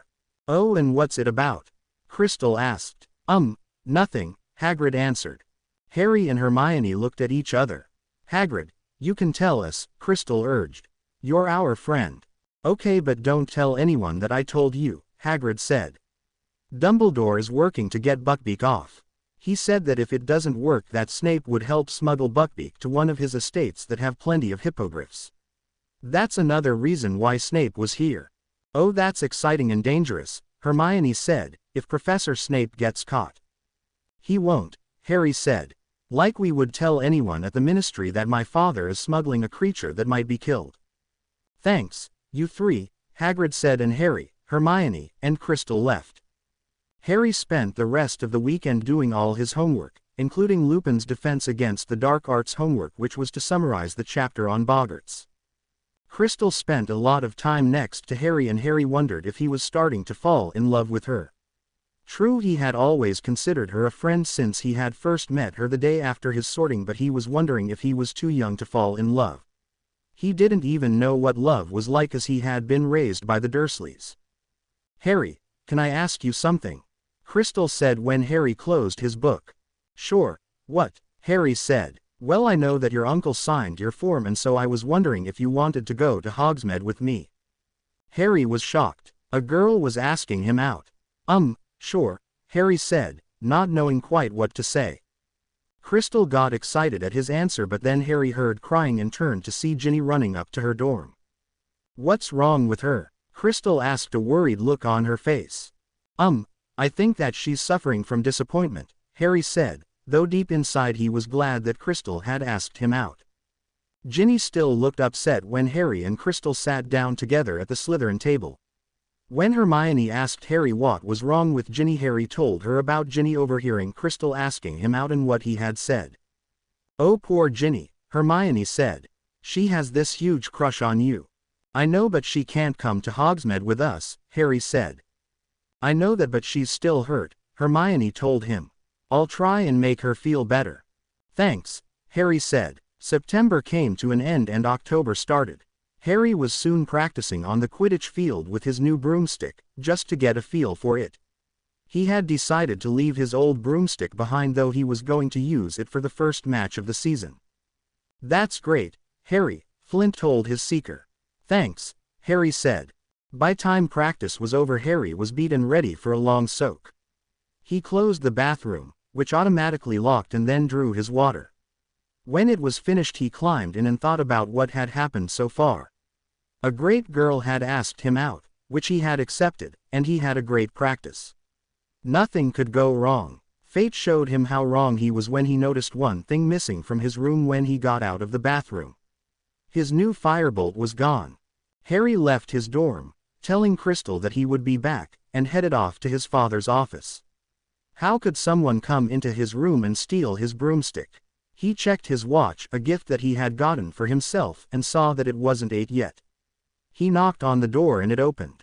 "Harry, what are you doing here?" Snape asked. "My broomstick was stolen," Harry told him. "Come in," Snape said, "and tell me everything." He closed the door and then Harry told him about finding the broom missing when he had come out of the bathroom. Harry saw that Snape was worried about this since it had happened in his own house. "I'll have each room searched," Snape told him. "All you can do is return to your dorm and then wait until I come." Harry thanked him and then left. Heading back, Harry wondered who would want to steal his broom. He had long proven to the other Slytherins that he wasn't someone that you messed with, but someone had decided that he didn't need his broom. When he returned, he ran right into Pansy Parkinson, a girl that had been his friend but he disliked now more than ever. He wondered if she had taken his broom. "Can you watch where you're going?" Pansy hissed at him. "I can watch where I'm going, you moron," Harry hissed back. "Why don't you stop looking around for trouble and maybe you'll see if someone's coming?" Pansy gave him a nasty grin. "Maybe if you go out with me then I won't run into you." "Fat chance of that happening," Harry hissed. "I'm going out with Crystal and, unlike you, she has brains." Pansy gave him an ugly look. "Watch what you're saying, Potter," Pansy told him. "My parents can make your life a living hell." Harry pushed past her and disappeared down the corridor, leaving a fuming Pansy behind. Harry started really looking forward to his date with Crystal on Halloween. The mystery as to where his firebolt was had to be solved at a different time. However, Snape promised that he would find Harry's broom and return it. Harry wasn't too worried about it since he already had a broom, but he liked having a backup when he needed it. Hermione, on the other hand, took a different view about Harry's missing broom than Harry did. "Professor Snape got that broom for you, Harry. I think that you would be a little upset that it's gone," she said. "I am," Harry said. "But I'm not going to spend my entire term at Hogwarts looking for it. I'm sure that Snape will find it and bring it back." "Professor Snape," Hermione corrected. Harry rolled his eyes but then returned to his Muggle studies work. Muggle studies was turning out to be Harry's favorite subject along with defense against the dark arts. It amazed Harry at how little wizards knew about Muggles and the non-magical world, and Harry, along with Hermione, was excelling in the class. Harry noticed that Hermione turned her attention to the window, looking lost in thought. He wondered what that was all about but decided not to ask. If Hermione wanted to daydream then that was fine with him. On Halloween Harry handed his signed form over to Filch, who was making sure that no student that shouldn't be going to Hogsmeade tried to leave. He joined Hermione and Crystal with a huge smile on her face. Once the last student had handed their form in, Professor McGonagall had them following her. "So what about those classes that Professor Snape told you about?" Hermione asked. "He hasn't sent me a note about them," Harry told her. "But I'm hoping that he'll send me one soon." As they passed the Dementors, Professor McGonagall sent something silver at them and Harry wondered if this was the Patronus, though it appeared not to be that effective. It did send them away and Harry wondered if he would be able to do that. Once in Hogsmeade, Hermione went off on her own and Harry and Crystal went off on their date. The first place that Harry took Crystal was the Three Broomsticks, which none of them had ever been to. A woman came over to their table and introduced herself as Madame Rosmerta, the owner of the bar. "What can I get for you?" she asked them. "What do you have?" Crystal asked. She snapped her fingers and 2 menus appeared. "I'll give you time," she said and then left. Harry looked over his menu and saw a lot of things that he had never heard of. He was sure that not even Aunt Petunia would even have them in her house. Finally he found something that he recognized and Madame Rosmerta returned. "I'll have a bowl of chili and a butterbeer," Harry told her. "The same," Crystal said, and the menus vanished and so did Madame Rosmerta. While they waited, Crystal told Harry more about what her father did, including that he had been promoted.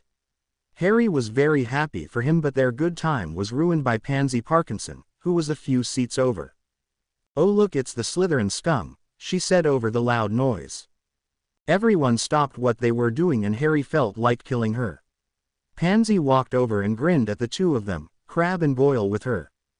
"What do you want?" Harry asked. "Oh, just wondering what 2 Slytherin scum are doing here, among normal people," Pansy asked. "None of your damn business," Harry hissed. Pansy grinned at his comment. "Oh, but it's my business," she said. "No, it's not," said the voice of Professor McGonagall. Harry breathed a sigh of relief as the color went out of Parkinson's face. "Well, talk about this later," Pansy hissed. "I don't think so," Harry told her, and thankfully she left, allowing things to return to normal. The food arrived and Harry and Crystal enjoyed themselves despite the fact that Pansy had almost ruined it. The chili was very hot and Harry ended up drinking more water than butterbeer. When the bowls were empty they vanished and Harry paid his bill and both of them left. Harry and Crystal spent the rest of their trip buying several things and then going up to see the Shrieking Shack, a place that Hermione talked about. It was silent and Harry wondered if it had ever been haunted. The students returned to Hogwarts before nightfall, Harry and Crystal hand in hand. Both of them dropped off their things that they had bought and then joined Hermione headed up to the Great Hall for the Halloween feast. "Did you have a great date?" Hermione asked them. Both Harry and Crystal blushed and Hermione giggled. The feast was great and once again Harry noticed that Hermione was daydreaming, but she was also expecting something. When nothing happened, at least to Harry it hadn't, he noticed that she hadn't stopped expecting something. Harry had a bad feeling that she would always be expecting something. When the feast had ended, Harry told Crystal about what he had seen. "I'm worried about Hermione," Harry said. "For the past month she has been daydreaming."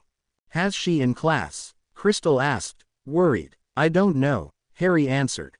"I hope she isn't expecting something important and is disappointed when it doesn't come." "Want me to ask her?" Crystal asked him. That question sent alarms through him. "No, don't," Harry said. "I don't want Hermione to think that I'm in her business."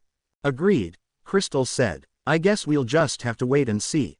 Harry said goodnight to Crystal but had barely touched the door to his dorm when Flint came in, looking worried. He told everyone that they had to report back to the Great Hall. Harry and everyone wondered what had happened, and when they arrived the Gryffindors told them that Sirius Black had tried to get into their tower. "They really tore the fat lady up," said Fred Weasley. Harry wondered, if Black was really after him, why he didn't know that Harry wasn't a Gryffindor. "Headmaster, I wish to have a word with you," Snape said the next day when the students were returned to their dorms. "Of course, Severus," said Dumbledore. "What do you want to talk to me about?" "About what happened last night," Snape said. It's clear that no one told the prophet that Harry's a Slytherin. Which works to our advantage, Dumbledore said. Black thought that Harry would end up in Gryffindor, like his parents, and since he's in a different house then that means that he's safe. That I agree with, Snape said. Do you wish for me to send Harry the letter allowing me to help him produce a Patronus? Yes, Dumbledore said. We need to protect Harry from not only Black but the Dementors. Send the letter off. Snape nodded and then left. The day before the match between Slytherin and Gryffindor, Harry finally got his letter from Snape. His adopted father wanted to see him as soon as he was done eating. Harry quickly ate, gave Crystal a peck on the cheek, and then hurried down to see him. However, when he arrived he saw that he wasn't alone. Lupin was there and he wasn't looking too well. Harry, come in, Snape said, and Harry closed the door. We've decided that it's time that you learn the Patronus charm. Which will happen once the match is over, Lupin said.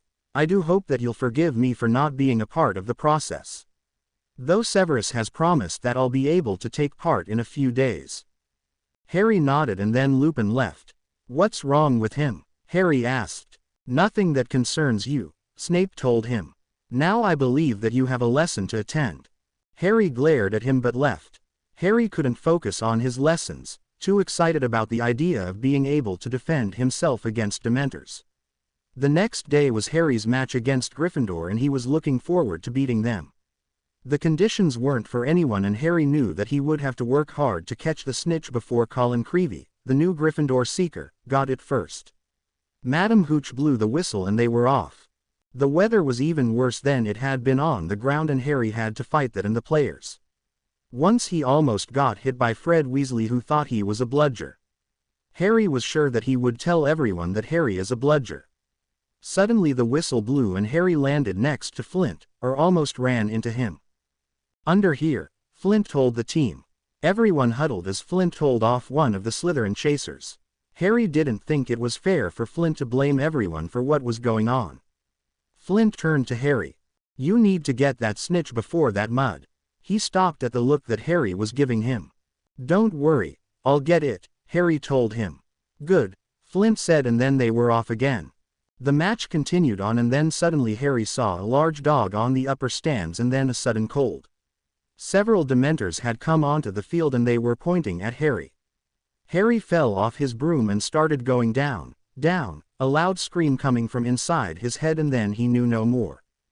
The next thing that Harry knew, he was surrounded by voices and they sounded like his friends and teammates. Harry opened his eyes and then put on his glasses. Hermione, Crystal, and the Slytherin Quidditch team were all standing around him. What happened? Harry asked. You fell off your broom, Hermione told him. Creevey caught the snitch. How did I fall off? Harry asked, not remembering anything. That would be the fault of the Dementors, Snape said, though his tone wasn't silky, it was scared and it sounded as though he had been crying. Sure enough, his face was wet and Harry was sure that it hadn't been from the rain. Dumbledore got you to the hospital wing quickly, Hermione said. Professor Snape was really worried, we all were. Harry felt stupid as well as weak. Why couldn't the Dementors leave him alone? I and Professor Snape got what was left of your broom, Hermione told him. She bent down and showed him a bag. Tipping it over, Harry saw the remains of his broom. He was glad that his firebolt hadn't ended up like that. Where are the Dementors now? Harry asked. They've returned to their posts, Snape answered. The headmaster is furious that they even came on the grounds. Harry groaned as he processed it all, and finally his brain gave up and he fell back to sleep. Harry was relieved when Madame Pomfrey finally allowed him to return to classes. He felt as though he would go stir crazy if he spent one more night there. When he got back, Hermione and Crystal ran up to him. Are you all right, Harry? Crystal asked him. I'm fine, Harry said, giving her a key on the cheek. However, I'm glad that you worried about me. We all worried about you, Hermione told him. With Black on the loose and what happened during the match, the Gryffindors are excited since Colin caught the snitch for them. Harry had wondered what had happened during the match. Are we out of the running? Harry asked them. Professor Snape doesn't believe so, Crystal said. And Flint is happy about that. To tell the truth, I'm happy about that as well. Me too, but you know that Flint will train us even harder so that we don't miss the next match. Which one is it against? Whoever wins the match next, Crystal answered. That means that we have to wait until February to find out. Harry groaned again. So are you going to Hogsmeade for Christmas? Hermione asked. I don't know, Harry answered. Though if Crystal is going then I'll go. Crystal went pink and Hermione laughed. The next day Harry returned to class. Professor Flitwick had them working on a sorting charm that would help them sort things. Harry did very well on his first try and Flitwick gave Slytherin House 10 points. I'm telling you the spells are getting easier and easier, Harry told Hermione and Crystal. You're just getting better and better, that's all, Hermione said. I need to get going. Why? Harry asked. I've got a package to deliver, that's all. And she hurried off. I swear that girl is acting odd this year, Crystal said. Doesn't she always? Harry said. Over the next few days both Harry and Crystal tried to ask Hermione what she was doing, who she was sending packages to. Hermione wouldn't tell, and one day, after Muggle studies, she got so mad at Harry that she slapped him and ran off. Harry couldn't believe that Hermione would do that. After that he decided against asking again. I don't know why you're in her business, Harry. Professor Snape asked him. Well, I just want to know, that's all, Harry told him. I mean, I care about her as a friend and after what happened last year. Snape shuddered. Don't remind me, he said. So what are you planning this Christmas? I'm staying here, Harry said. The Dursleys don't want me in after what I almost did to Aunt Marge. Which they never found out, Snape told him. I know, but I feel like I almost did something to get expelled. But you didn't get expelled, Snape said. You're a lot more responsible than your father was. You take responsibility for what you did and that sets you apart from a lot of wizards that I know. Snape saw Harry smiling at him. That's the ticket, he said. I'm, of course, staying as well. I need to help Lupin with something. Can I help? Harry asked. Not until you've learned more, Snape told Harry. But don't worry, your time will come. Harry hoped so. Harry, who had been invited to dinner with his adopted father, ate a very nice meal. In fact, it was better than the one in the Great Hall.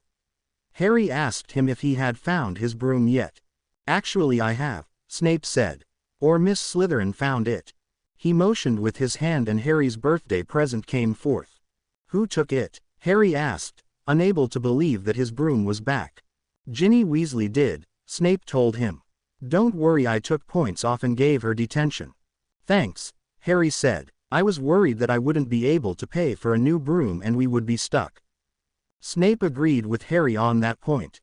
There was no way that he was going to let Slytherin lose just because a bunch of monsters that Snape couldn't even stand had gotten hungry.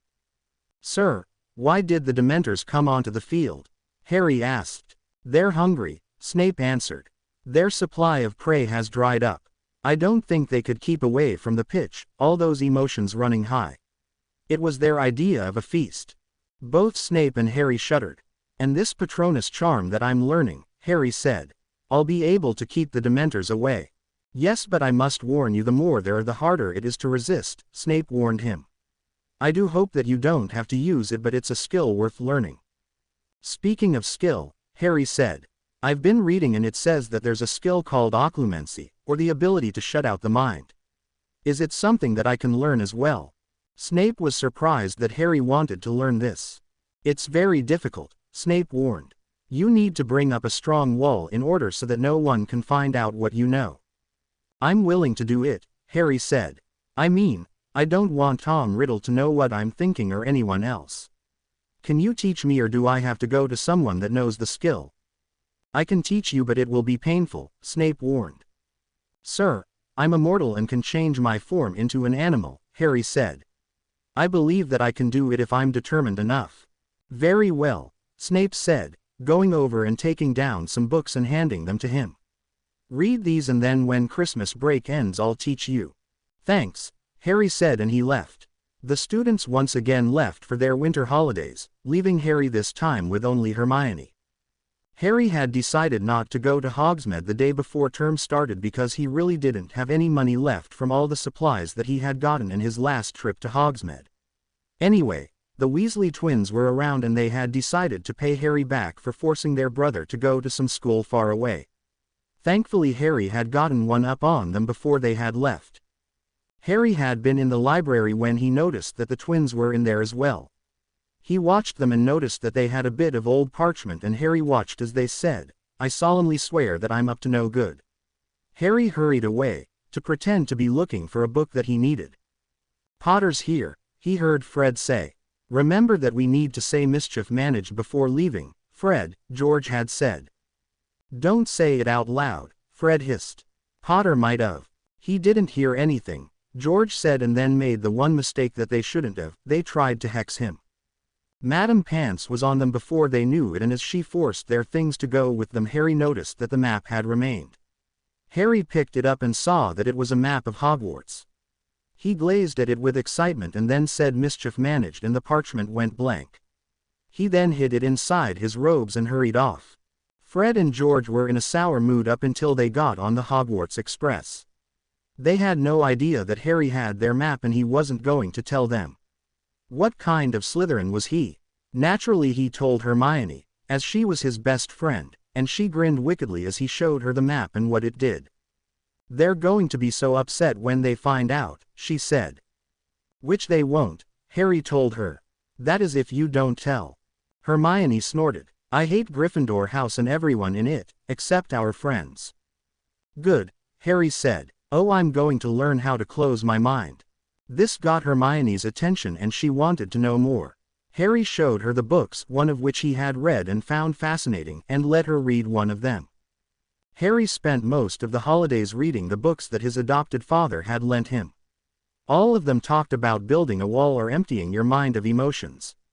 Harry had already figured out a plan of doing so, and by time Christmas holidays came, Hermione was unable to tell if he was lying, telling the truth, or holding something back.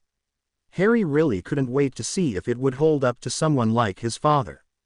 When Harry and Hermione entered the Great Hall for Christmas, they sat down in front of the staff. Dumbledore told them that since there are so few of us that the house tables would be pointless. "Are you enjoying the books that I lent you?" Snape asked Harry. "Yes, they're fascinating," Harry said, and then said, "And how has your holiday been?" "Better than most," Snape answered, and then turned to Hermione. "And how has your holiday been, Miss Slytherin?" "Well," Hermione answered, "Harry lent me one of those books that you lent him.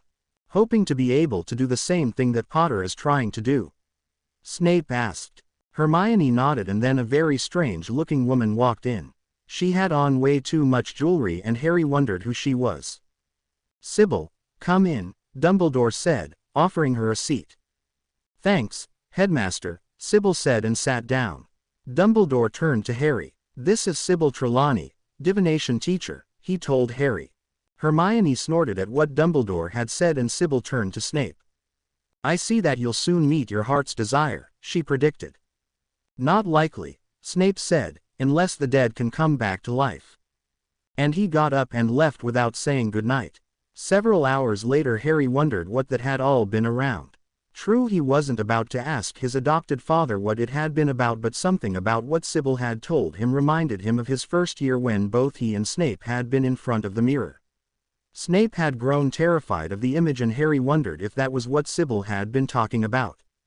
Naturally Hermione had dismissed what Sybil had said, telling him that the professor was always making things up and that she wasn't worth the time that Dumbledore was giving her or paying her for. "She's a fraud, Harry," Hermione told him. Though deep inside Harry wondered if this time it was even true. The next day Harry noticed a box waiting on him. Harry had no idea who had sent it, but he opened it and found another firebolt inside. Harry noticed no note, so he took out his wand and did some scanning spells and then had Hermione join him since she knew a few advanced spells. However, Hermione suggested that they take the broom to Professor Snape, to make sure that there weren't any spells on it that their wands couldn't pick up. "Sounds like a good idea," Harry said, and they took the broom to Snape's office. Harry told his father that he had found the box on his bed and that he was bringing it to him so that he could make sure that there were no spells on it. "I thank you for trusting me to do this," Snape told Harry. Hermione gave him a warm smile, and so did Harry. "You're my dad and I trust you." The look on Snape's face was a true smile. the first one in a very long time. When Harry had defense against the dark arts after the winter holiday, Harry at once approached Professor Lupin about the promise that he had made to teach Harry had to ward off the Dementors. "I haven't forgotten, Harry," Lupin told him. "We'll be doing it down in your father's office after dinner." "Thanks," Harry said, and then left a smile on his face. Later that night he kissed his girlfriend goodbye and went down to Snape's office. Upon knocking and entering he saw a trunk waiting on him and both professors waiting on him as well. "Always on time," Snape commented. "Now both I and Remus have decided that 3 times a week you'll learn how to ward off Dementors and on Saturday you'll be learning occlumency." "And Severus is right about it being painful," Lupin added. "I understand, but this feels important somehow," Harry told them. Both professors nodded and Snape left Lupin alone with Harry. The Patronus charm turned out to be a very advanced spell, which Harry was sure that not even Hermione had discovered. Lupin told Harry to think of the happiest memory that he could think of to use as a base for his spell. Harry thought of the first time he had been on a broom and how wonderful it had felt. "Are you ready?" Lupin asked. Harry nodded and took out his wand. The trunk opened and a boggart Dementor came out. Harry suddenly felt this intense cold, but he focused on the spell. "Expecto Patronum," Harry said, but nothing happened and Harry felt himself going down, down, into nothing. Lupin helped Harry recover from the first attempt and then they tried again. This time he thought of Slytherin winning, but when he tried that memory against a boggart Dementor he found himself falling down once again. It didn't seem that any memory would be happy enough to produce a proper Patronus. "I think we should stop now," Lupin told Harry. "No, I want to give it another go," Harry told him. "I'm not thinking of happy enough memories." Lupin gave Harry a look that told him that he was doing this against his better judgment. However, he agreed to give it one last go. Harry focused on the memory of finding out that he was a wizard and that he would be leaving the Dursleys. If that wasn't a happy memory, he didn't know what was. "Okay, let's try that again," Lupin said, "and this is the last time." Harry nodded and Lupin yanked open the trunk again. The boggart Dementor came out and Harry yelled, "Expecto Patronum." A doe came out and charged at the boggart, which clearly wasn't expecting this. Lupin forced the boggart back into the trunk and the doe vanished. Harry almost fell over from the effort and Lupin provided him with some chocolate. "Thanks," Harry said and ate it. "That was amazing," Lupin said, "though I wasn't expecting a doe to come out." Harry was a little confused, or was it because he had faced a boggart in the shape of a Dementor? He didn't know. "Why is it so strange?" Harry asked. "I don't know, but it does seem strange," Lupin said. "Well, that's all for tonight. I'll get this thing out of Severus' office and he can have it back." "Good work, Harry." "Thanks," Harry said and he left, being very glad to leave. When he got back to the Slytherin common room he told Hermione and Crystal how it had gone. Hermione was amazed that he had finally been able to do it and Crystal just beamed at him. That night he added the doe to a long list of strange things that either he had done or others believed were strange. Somehow seeing the doe had made it all worth it. "So how did lessons with Potter go?" Snape asked Lupin. "It went well, except that Harry's Patronus is a doe," Lupin said. Snape almost spit out his coffee. "A doe? Not that can't be. You know, I thought it would have been a stag or something different, but a doe," Lupin went on, not even noticing what was going on with the mask that Snape kept. "Any idea why Potter's Patronus is a doe?" Snape asked, making sure the mask was back on. "No," Lupin said. "The only other person that produced a doe Patronus was Lily. I guess he must look up to her. Well, I'll see you later, and your office is in the same shape as I left it." "Thanks, Lupin," Snape said, and he watched Lupin leave. Harry continued with his lesson on producing a Patronus and soon he was able to do it without much thought. Meanwhile, Flint was telling his team 2 things. 1. That the Slytherin match would take place against Hufflepuff, and 2. He was finally leaving Hogwarts and joining the real world. "And we all thought that Dumbledore had decided not to give you your diploma," said one of the Slytherin chasers. "Shut it," Flint hissed. On Saturday, a week after the Patronus lessons had started, Harry finally had his first occlumency lesson with his adopted father. Harry had finished reading all the books that Snape had given him and was eager to apply it for real. He knocked on the door to Snape's office and it opened. "Harry, come in," Snape told him. "Thanks," Harry said, and the door was closed. "Tonight I'm going to teach you how to meditate," Snape told Harry. "I'm not even going to try this until I know that you can meditate without any problems. This is designed to clear my mind, right, sir?" Harry said. Snape nodded. "I find it very relaxing to meditate before I have to put up my shields. However, some people, and I won't mention any names, make all the peace go away." Harry hoped that he wasn't talking about his real dad. "Now let's sit on these cushions and begin meditating," Snape told Harry. "This's a low-impact exercise before we start the real stuff." Harry sat down on the cushion and crossed his legs. Closing his eyes, he listened as Snape told him to picture a place that gave him peace and to try and keep that image for a certain period of time. At once he envisioned the ranch that Crystal lived in and Lily, his fowl. He could picture everything about the place and he felt such a warm peace go through him. Suddenly he hit stone and fell to the floor. "Harry, are you all right?" Snape asked. "I'm fine, but I thought you said it was low impact," Harry told him, rubbing his head. Snape laughed. The meditation continued for the next couple of weeks as January ended and February started. Harry didn't mind them as he used them to empty himself of worries about Sirius Black and him trying to come after him. Finally, the second week of February, his father told him that he was ready to actually do occlumency. "We'll start with the shields and then I'll actually attempt to break through them," Snape told him. Harry at once cleared his mind and then envisioned a brick wall. He focused hard on that wall, pouring his magic into it. He then opened his eyes and saw Snape's wand pointed at him. He said a spell and Harry could feel Snape trying to enter his mind. Harry focused on keeping his shields up and he felt Snape trying everything to get in. Suddenly he felt a crack in his shield and Snape drew away. "Not bad on your first try," Snape told him, "though a small crack did appear in your shield." "I tried to keep the crack from forming but it still happened," Harry said. "Understandable," Snape said. "Let's take a small break and then we'll try it again." Harry nodded and sat down. "I'm surprised that you're able to do this," Snape told Harry. "Not that I'm not happy that you're actually putting effort into something that not even your birth father wanted to learn." Harry frowned at him. "Lupin told me that you're able to do a Patronus now," Snape went on. "And that it's a doe." Harry nodded, wondering where this would take them. "Why do you think it's a doe?" Snape asked him. "I have no idea, sir," Harry said. "Though I think it's really pretty." "Well, that pretty thing, Potter, will save your soul from getting beeped out," Snape told him. "Sir, can I ask you a question?" Harry asked. "Sure, what?" Snape said. "Well, Sirius Black attacked the Gryffindor portrait. Why did he do that?" Snape thought about this for a moment and then said, "I think the reason that he attacked the portrait is because he thought that you were in Gryffindor. He thought that, maybe, you would have taken after your parents. Though the idea that a child, that has been abused by Muggles, going into any house other than Slytherin, is worth laughing about." "And why would it be so funny?" Harry snapped. "Cheek, Potter," Snape said. "Sorry, sir," Harry muttered, feeling his anger going away. "But why is it so hard to imagine me in Gryffindor?"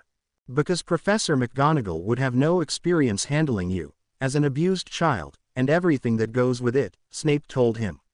"I was abused when I was a child and therefore I know what it's like. Also, you were attacked by the Dark Lord and I believe that such an attack, though a survivor is unheard of, would have left something of him with you." Harry stared at him. "So you believe that the Dark Lord left something in me?" "I think so, though I don't have any proof," Snape told him. Harry considered this. "Sir, when Hermione sent that snake back to the chamber, I heard everything that it said." Snape stared at him, shocked. "You can understand snake?" "Yes," Harry said. "Is that bad?" "No, Harry, it isn't," Snape told him, giving him a smile. "But I want to know, has it happened before?" "Yes, at the zoo," Harry admitted. "The snake told me that it had never seen Brazil and so I set him loose and it scared Dudley so much that I thought he would wet himself." Snape burst out laughing and so did Harry. "Oh, I wish I had been there to see his face," Snape told him, and then his face turned serious. "Harry, you're a Parselmouth." "A what?" Harry asked. "A Parselmouth," You can talk to snakes, Snape told Harry, process what Harry had just told him. Now this is interesting, very interesting indeed. Are you disappointed in me? Harry asked Snape. Snape stared at him. Why would I be disappointed? Snape asked him, his face looking worried. Harry, being a Parselmouth is great and it doesn't mean what others might think it means. Just because Slytherin was the most famous Parselmouth and believed in the importance of being a pureblood doesn't mean that the gift is bad, so don't let anyone tell you any different. Yes, sir, Harry said. Good, now let's get back to the lesson. The lesson continued with Snape trying to get past Harry's shields. It was harder with what Snape had said on his mind, but thankfully Snape didn't go any further and told Harry to return to his common room. The next day, at breakfast, Harry saw that Ginny wasn't happy. He wondered if Ginny had already served her detention and what Snape had made her to do. However, he knew better than to ask her, as he didn't want to get her angry. So how are lessons going, Harry? Crystal asked him. Well, Harry answered, though it's hard. Is it harder than learning the Patronus charm? Crystal asked. Yes, Harry answered, and then we went back eating. Lily delivered a letter to Harry which came from Hagrid. When he opened it, he told Harry that he wanted to see him and that it was urgent. Harry had a bad feeling that this was all about what had happened during the first Care of Magical Creatures lesson. Harry excused himself and left the Great Hall. When he knocked on the door, Hagrid opened it, looking upset, and motioned him in. Harry saw that Fang was looking depressed and Harry wondered what had happened. What's going on? Harry asked. Parkinson is trying to get me sacked, Hagrid told him, showing him a letter that he had gotten from the Ministry of Magic. Is Dumbledore going to help? Harry asked him. He's going to talk to the governors, but this is still going to the ministry, which is why I got the letter. I hope that you win and I and my friends will help, Harry vowed. Hagrid smiled at him. Harry and his friends went down to watch the match between Gryffindor and Hufflepuff. If Hufflepuff won, then they would play them next. If Gryffindor won, they would have to wait until the match between them and Ravenclaw to decide if the Slytherins had any chance of playing. Harry hated the idea that they weren't the ones playing Hufflepuff, and he blamed the damn Dementors for it. Harry's lessons with his father were going great, and it had gotten to the point that Snape wasn't able to tell what Harry was thinking, and the mask that Snape was so famous in keeping was starting to take hold on Harry's face. Sometimes you look like a carbon copy of Snape, said Neville. Thanks, Harry said, though he did smile at Neville. So do you think that Gryffindor has a chance? Neville asked. No, Crystal answered, placing her arm around Harry's neck. Hufflepuff is too good. Harry looked up just in time to see Cedric Diggory chasing after the snitch, Colin following behind. However, Diggory caught it, and that meant a Hufflepuff win and another chance for Slytherin. Practice in 2 days, Flint to Harry. Harry nodded and the rest of the school started filing out. That was a good game, Severus, Lupin said when the students had all gone to bed. Hufflepuff has always been a good team, Snape told him. I'm looking forward to see how Slytherin handles Hufflepuff. Well, I'm sure that they'll do fine, Lupin said. So how did lessons go with Harry? Better than I expected, Snape answered. Not that I'm saying it because I'm proud of Harry. Lupin gave him a look and then chuckled. We don't want people to think that you care about Harry, now do we? He mocked. Snape gave him a look that told Lupin that he wanted to throw something at him. So how are things going with him and the Dursleys? Lupin went on. Well, if I come over and prevent something from happening, Snape said. I thought for sure that he might blow up his uncle's sister when she came over.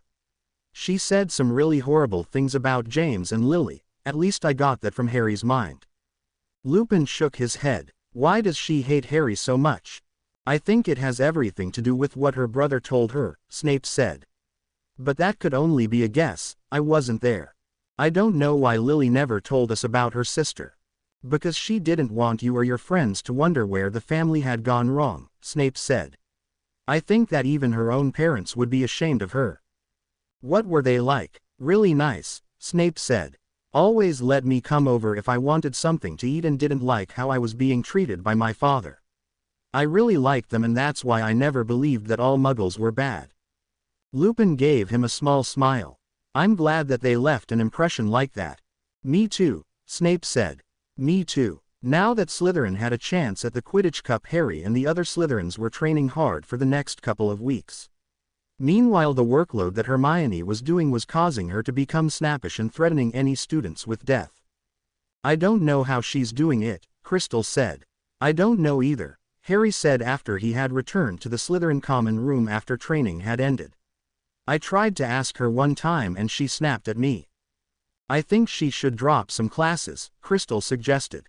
Harry snorted with laughter. "I highly doubt she'll do that," he told her. The strain that Hermione was going through was starting to show in her classes, and during On Potions lesson she almost made a cauldron explode, which had never happened before. Snape came around and took 10 points from Slytherin and demanded to see her after class. Hermione burst into tears and bolted from the room, making even Snape stare. "I think she has cracked," Crystal said as they left the class. "What is she doing?" Neville asked Harry and Crystal. "Taking all the classes that we were offered," Harry answered. Neville stared at him. "Why would she do something like that?" "Don't look at me," Harry said. Later that night, Hermione was working on her defense against the dark arts work when Professor Snape came in, looking worried. He took out his wand, muttered something, and soon his whole voice filled the common room. "All students get up," he called out. "Report to the common room in 10 minutes. He then muttered something else and waited. 9 minutes later the common room was filled with students, all looking tired and wondering what in the world was going on. He looked at them all, even Hermione, who had stopped working. "Sirius Black has attacked a Gryffindor," Snape told them. "We believe that he is still after Potter." Flint raised his hand. "Sir, Potter is in Slytherin. Why would Black attack the Gryffindor Tower?" "Because he thinks that Potter is in Gryffindor," Snape answered. "We are still searching the castle, so I don't want anyone to leave this common room until we have deemed it safe." And then he left. "Can you believe that he's still attacking the Gryffindors?" Crystal said while everyone else was giggling or laughing about what was happening to the Gryffindors. "I know. I feel sorry for them," Harry said. "I mean, it isn't their fault that this is happening. He just thinks that I'm in Gryffindor, like my parents. I wonder when he's going to find out that you're not in Gryffindor." Crystal wondered. "I think he knows by now," Harry answered.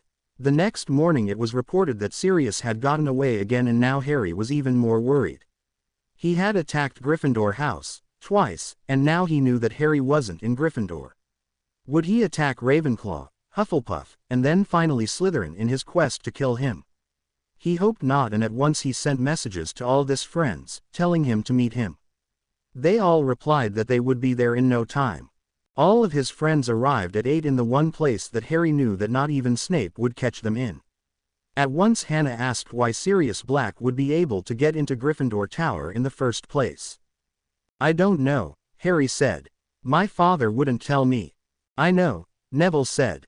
"I asked that Barmy painting for the passwords that he would be using for the week and somehow they got stolen." Everyone gasped and Hermione said, "Why in the world would you do that?" "Because I can't remember things." "All right," Neville snapped. "Neville, I don't think anyone blames you," Harry said.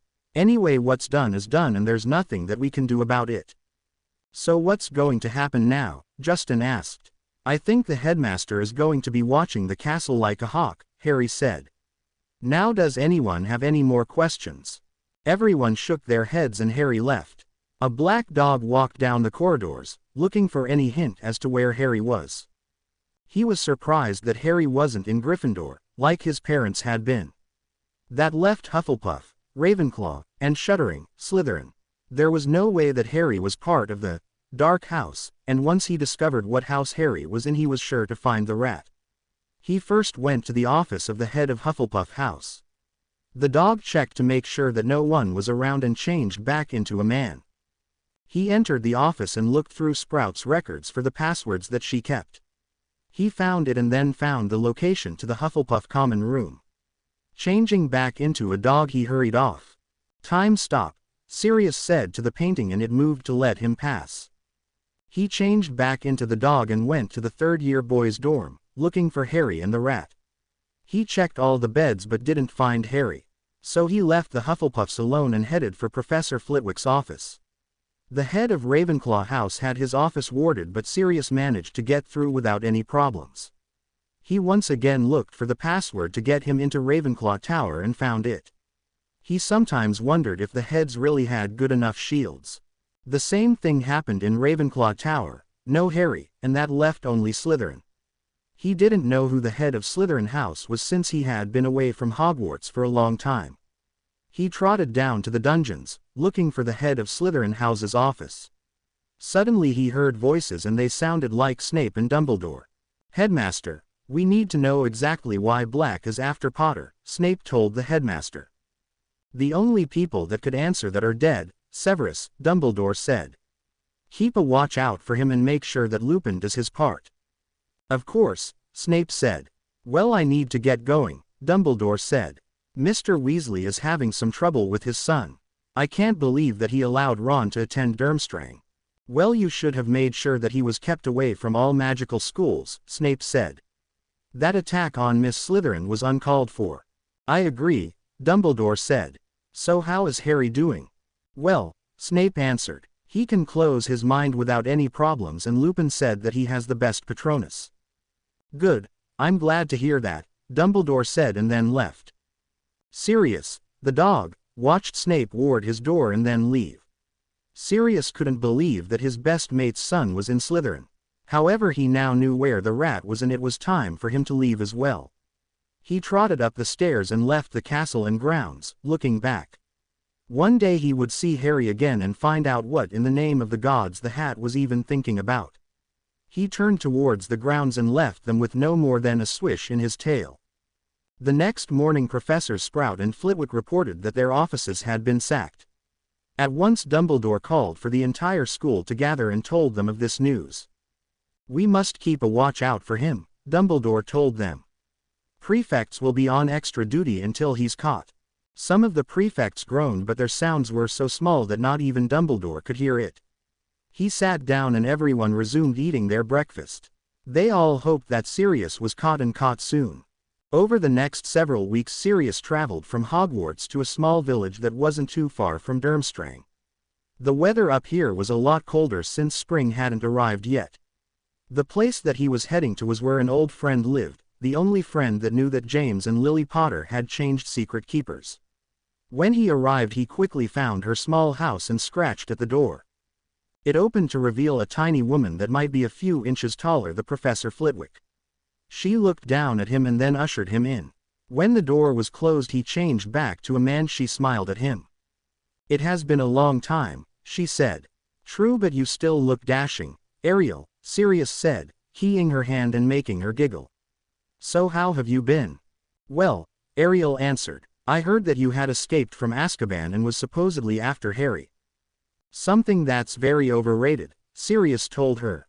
"Though I did go to Hogwarts to find Peter and I've discovered that he isn't at Hogwarts but Durmstrang."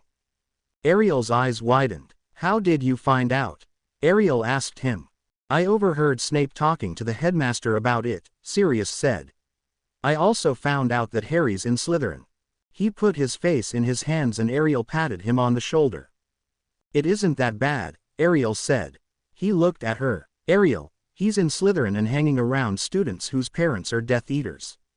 How can I trust Harry now?" "Sirius, you don't have any idea if that's true," Ariel said. "The Hat decides what house a person should be put in and sometimes they turn out all right." Sirius snorted. "Look, you're going to be seeing Harry when Peter is caught," Ariel said. "What's he going to do if he finds out that you don't want him because he's in Slytherin?" "Probably go and live with Malfoy or something," Sirius answered. "No, he's going to hate you," Ariel said. "He's going to believe that you hate him as well because he's in Slytherin. I've heard great things about some of the things that he has done. Like first year he stopped the stone from getting stolen. That should count for something." "A little bit of bravery doesn't make a snake into a lion," Sirius retorted. Ariel crossed her arms and glared at him. "Why are you acting like what house Harry's in is bad?" "Because Potters are always in Gryffindor," Sirius told him. "That's how the world works." "That is so not how the world works," Ariel hissed. "Just because your family have all been in Slytherin doesn't mean that Harry is going to turn out like that." Sirius doubted that, but he decided not to argue the point anymore. "Can I stay here?" Sirius asked. I need a warm place to stay until I can get to Durmstrang. You can stay here as long as you quit putting your godson down, Ariel told him. Fine, Sirius said. The next day Sirius left Ariel's house and changed into his dog form. It wasn't that long of a walk to Durmstrang, and he hoped that soon he would have the little traitor. He also had taken Ariel's wand, with the promise to return it. He needed it so that he could put Peter in a glass dome and then enchant it so that it wouldn't break.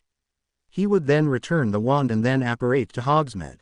He just hoped that Dumbledore would receive him well and allow him to show proof that Peter was alive and well. Only then would he address the problem he had with Harry being in Slytherin. The difference between Durmstrang and Hogwarts was the lack of Dementors, and the fact is that there are no girls. Sirius had heard a lot about Durmstrang, and one of them was that girls weren't allowed to attend. Personally, Sirius didn't get how anyone wouldn't want girls around their sons. It kept things interesting. One of the boys found him, which is what he had hoped, and at once took him to one of the dorms. He left them there, promising to bring him some food. You know you can't have the dog, don't you? One of his friends said. Yes, but Weasley has a rat, doesn't he? The boy that had brought him pointed out. Yes, but he is allowed to have it, the friends told him. The boy glared at him and then left. Sirius waited for the next couple of hours for the boys to all go to bed, and then he went looking. To his absolute luck, and normally he didn't believe in luck, he was placed in the same dorm as Ron Weasley was in. The rat was sound asleep, and at once Sirius changed from dog to man, grabbed Peter, enchanted a bottle to put him in, placed him in his pocket, hurried out, changed back, and was gone. Sirius left the castle and headed back to Ariel's place to return the wand and once again get back to Hogwarts. It was time for his ministry-forced exile to be over. Ariel wasn't pleased when Sirius returned and handed her back her wand. I was looking all over the house for it, she said. I know, but I needed it, Sirius said. So you're leaving now, Ariel said. Yes, Sirius answered. I need to get Peter to Dumbledore and then the ministry can release me. Okay, but don't treat Harry like trash, Ariel told him. He's a good kid and he has some great friends. All of them in Slytherin, I bet, Sirius said. Ariel rolled her eyes and Sirius was gone. Sirius apparated to Hogsmeade and changed into his dog form to get back onto the grounds. He passed the Dementors, and as he did he saw Harry holding hands with a girl that was wearing a Slytherin uniform and laughing with a round-faced boy that was wearing a Gryffindor uniform. Sirius figured that Harry was only befriending this boy because he was getting something out of it. He paused to listen to any conversations that he might be able to use later. I bet Snape is going to be excited that you're spending the rest of the summer with him, the round-faced boy said. Yeah, it beats the Dursleys any day, Harry said. Of course Dad always wants what's best for me. I'm glad that Professor Snape adopted you, the girl said. Imagine having nothing to look forward to. Well, Hermione threatened to send a snake after them if they mistreat me, Harry told her. The girl laughed. I'm still finding it hard to believe that Hermione is you-know-who's cousin, the true heir of Slytherin, and that she was the one that actually saved the school. Well, I don't care who she's related to, Harry said. She's my friend. Sirius snorted and trotted on. When he entered the entrance hall he saw Mrs. Norris. He barked at her, which sent her hissing for cover. Sirius barked with laughter and then was caught by Filch. He had never met the man before, but he could tell that he was the caretaker. I'm taking you right to the headmaster, Filch told him. Let's see what he thinks about a student having a dog here. He then dragged Sirius away, right to where he wanted to go. Filch pushed the dog in and then slammed the door shut. Sirius, still in his dog form, watched the headmaster get up, and at that moment he transformed back into a man. The shocked look on Dumbledore's face was priceless, and before Dumbledore could draw his wand Sirius spoke. Headmaster, I've got the true betrayer of the Potters, Sirius told him, showing him the imprisoned rat. Dumbledore stared at him and then said, What are you talking about, Black? You were the Potters' secret keeper. We switched to Peter, Sirius told him. Just let me show you the rat and force him to reveal himself. I know that Snape has some truth potion that he probably threatens students with. Dumbledore's eyes narrowed. No one insults my potion's master, especially not someone that everyone believes murdered people. I'm sorry, sir, Sirius said, though he really wasn't. Fine, let me see the rat, Dumbledore told Sirius and took the cage from him. He waved his wand and the rat was held in suspension, and then another wave and Peter appeared, fully human. Dumbledore looked shocked, but he recovered in time to call for Minerva and Severus to come. He told his potions master to bring the truth potion with him. Let's hope his words clear you, Dumbledore told him, keeping his wand trained on Peter so that he wouldn't escape. When Minerva and Severus appeared, Snape looked like he wanted to murder Sirius, but he gave the potion to Dumbledore, who, along with Minerva, looked shocked that Peter was here. He at once pulled his wand out and pointed at Peter. Severus, don't, Dumbledore told him. He won't be worth anything if he's dead. He kept his wand trained on Peter as Minerva forced the potion down Peter's throat. Do you know who I am? Dumbledore asked. You're Albus Dumbledore, headmaster, Peter said in a flat tone. Were you the Potter's secret keeper? Dumbledore asked. Yes, Peter answered, and Minerva gasped. Did you betray the Potters to Voldemort? Dumbledore asked. Of course, Peter said, a smile on his face. It was all part of the plan. I've been the Dark Lord's follower for a year before the Potters were murdered, and when James and Lily made me their secret keeper, I at once told my master. Did you kill all those muggles? Dumbledore asked. Yes, Peter answered, looking pleased with himself. He turned to Severus. See that you're still Dumbledore's little worker, he sneered. Too bad he didn't save the life of your precious Lily. Naturally you should be proud that the Dark Lord got rid of her. Don't need any more of her spawn hanging around. Severus shot a spell right at Peter that knocked him against the wall. Don't you dare talk about Lily like that, he roared. Don't you dare think that what you did makes you some sort of hero. Lily was more of a hero than you would ever be. Peter screamed in pain, and Severus inflicted his pain onto him. Severus, let him go, Dumbledore told him. No, I won't, Severus told him. He ruined the plan that I concocted to keep the Potters safe. This bit of scum should die for what he did. And he will, Dumbledore told him. But you have to let him go. You'll do your adopted son no good in Azkaban. Severus dropped Peter and Minerva grabbed a hold of him. Adopted son? Sirius hissed. Don't tell me that Snape adopted my godson. Oh, can it, Black, McGonagall told him. I'll inform Fudge of this and he can take Peter away, Dumbledore told Minerva, and then he turned to Sirius. Stay in your dog form until you're cleared. Of course, Headmaster, Sirius said. Also, when do I get to take Harry home? Dumbledore sighed. I'm afraid that he'll still have to live with his aunt and uncle. The blood protections that surround the house are important to his survival. And then I get him for the rest of the summer, Severus told Sirius. Sirius stared at him and then said, No, I'm not having him living with Snape here. And what's so wrong with me? Severus asked. I've been teaching him how to block his mind, and I'm the one that allows his thirst for knowledge to go unchecked. He's a very smart kid and under my guidance that has grown. Sirius got red and turned to the headmaster. I don't like Snape being over him. I want him resorted. Into what? Your house, Severus said. He's on the Slytherin Quidditch team and he has tons of friends from all 4 houses. Which I bet include the Malfoys, Sirius said. The Malfoys are dead, Dumbledore stated, and Sirius stared at him. What do you mean they're dead? Sirius said. An unknown force killed them, Dumbledore said. Now wait until you're cleared and we'll discuss you at least seeing Harry while he's at Hogwarts. Which is more time than you would get if you were around him during the summer holidays, Snape pointed out. Oh, and so while I get to see Harry during the term, you get to see Harry during the summer, Sirius said. That isn't fair. If life was fair then you wouldn't have been in Azkaban. Actually he spends the summer with his girlfriend's family, the Walkers. Sirius sneered at what Dumbledore had said. Sirius, the Walkers are a good family, Dumbledore said, and a personal friend of Remus. Well, I don't like it, Sirius said. You don't have to like it, but that's how it works, Snape said.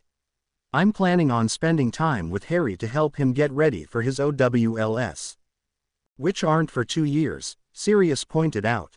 Sirius, the students are given homework to get them ready for their OWLs, Dumbledore pointed out. Severus training Harry up for his OWLs means that he cares about Harry's future. I've seen them together and he has spent time with Harry over the summer by making sure that he ate right, that he had decent clothes, and that he had fun. And you don't know how to handle the Dursleys, Severus told him. I knew Lily's sister and she transferred her hate to her nephew. She wouldn't, Sirius growled. Yes, she would, Dumbledore said. Now by wizard law Severus is Harry's adopted father and also he kept Harry from breaking wizard law when he almost blew up his aunt. Severus gave him a superior look. He also looks up to Severus, Dumbledore added. He has kept his butt out of trouble and has been a great emotional help with what abuse he did suffer. Sirius grumbled. Sirius, I have no problem with you seeing Harry but he has to get used to the idea that you're not a mass murderer. Fine, but I still don't like the idea that Snape is Harry's adopted father. You don't have to like it, Dumbledore told him. But you have to accept it. Sirius said nothing. News that Sirius Black had been cleared of all charges sent the Dementors away and Sirius a very rich wizard, according to the article. During breakfast Harry, Hermione, and Crystal were busy talking with Sirius Black entered the Great Hall. Everyone at once wanted to know all about him but he waved them away, telling them that he would talk about his life later, and then went over to the Slytherin table. Hello, Harry, Sirius said. Hello, Harry said, noting that he was uncomfortable being near the Slytherins. Can we talk somewhere? Sirius asked. I promise that I won't keep you away from your classes. Sure, Harry said, and telling Hermione and Crystal that he would see them later he left with Sirius. Sirius took him to an unused classroom and then closed the door. Harry could tell that he hadn't acquired a wand yet and so anyone could overhear their conversation. Harry, your parents named me your godfather if anything should happen to them, Sirius said. I was wondering if you wanted to come and live with me when your period with the Dursleys is over. Harry bit his lip. I promised Dad that I would spend time with him. He said that he would be taking me to the World Cup this year. Harry could tell that Sirius didn't like this. But I could take you to the World Cup and you would have a lot more fun with me than old Snape. Harry frowned at him. I can't, Harry said. I made a promise and I'm going to keep it. Sirius went a little red. Why are you even spending time with Snape? Sirius asked. Old Snivelus is evil and has a hidden agenda. Snivelus, Harry repeated. That's the funny nickname that your father and I came up with when we first met him, Sirius said, smiling at memories. He was a nasty boy with his long black hair and his stupid love for books. This got Harry mad. How dare this man who wasn't even around when the Dursleys were beating him call his adopted father that? Don't you dare call my dad that name, Harry shouted. Professor Snape has cared about me, helped me through my abuse, gave me loads of points, got me a brand new broomstick this summer, loved me, helped me when I really needed it, and didn't even call me boy, like Uncle Vernon likes to call me. He has protected me from things and explained things a lot better than most adults. Harry James Potter, I'm your godfather whether you like it or not, Sirius told him. I'm going to the governors and having them force Dumbledore to resort you. It's about time you were in a proper house. A proper house, like stupid Gryffindor, Harry shouted. And my name isn't Harry James Potter, it's Harry Severus Snape. Oh, so old Snivelus changed your name, Sirius shouted back. So you think that old Snivelus is better than me? Yes, Harry screamed, making the windows rattle. Better than some withered old man from Azkaban. And Harry stormed out, tears in his eyes. He was running back to the one person that really cared about him, his father. Professor Snape had a bad feeling, as he mostly did with Black was concerned, that he would try and force Harry to live with him. He really cared about Harry and didn't want Black to take him away. Suddenly his office door opened and a very upset Harry stood there, tears falling down his face. What happened, Harry? Snape asked. He tried to force me to live with him, Harry told him, and Snape took him into his arms and let Harry cry. He called you a horrible nickname that I'm not repeating. It's all right, I've heard worse, Snape said. HEWW wants me to be resorted, Harry bawled and then started gasping for breath. Do you want to be resorted? Snape asked, and Harry shook his head. Let me get you a calming draft and then I'll have a word with the headmaster. You don't have to live with your godfather. Snape went over and took some calming draft down and gave some to Harry. At once he looked and sounded better. Snape then sealed the door to his office and headed to see Dumbledore. "I can't believe you said that to Harry," Remus told Sirius after Sirius told him what had happened. "You've made Harry hate you." "Well, I don't care," Sirius said. "He's changed. He might look like James, but he doesn't act like him. I mean, Remus," he looks up to Snape, blabbing on about how much Snape has done for him. "Which I've seen," Remus countered him. "Snape really cares for Harry and is the only one that knows the Dursleys personally. Look, you can't just go around and badmouthing a man that your godson looks up to." Sirius laughed. "Remus, we're talking about old Snively here." "Don't call Severus that word," Remus said, sternly. "I hated the word in school and I still hate it." Sirius stared at him. "And why are you up to defending him?" "He is making the Wolfbane potion for me," Remus said, "a potion that I can't afford." "So what? I bet I can make it for you," Sirius said.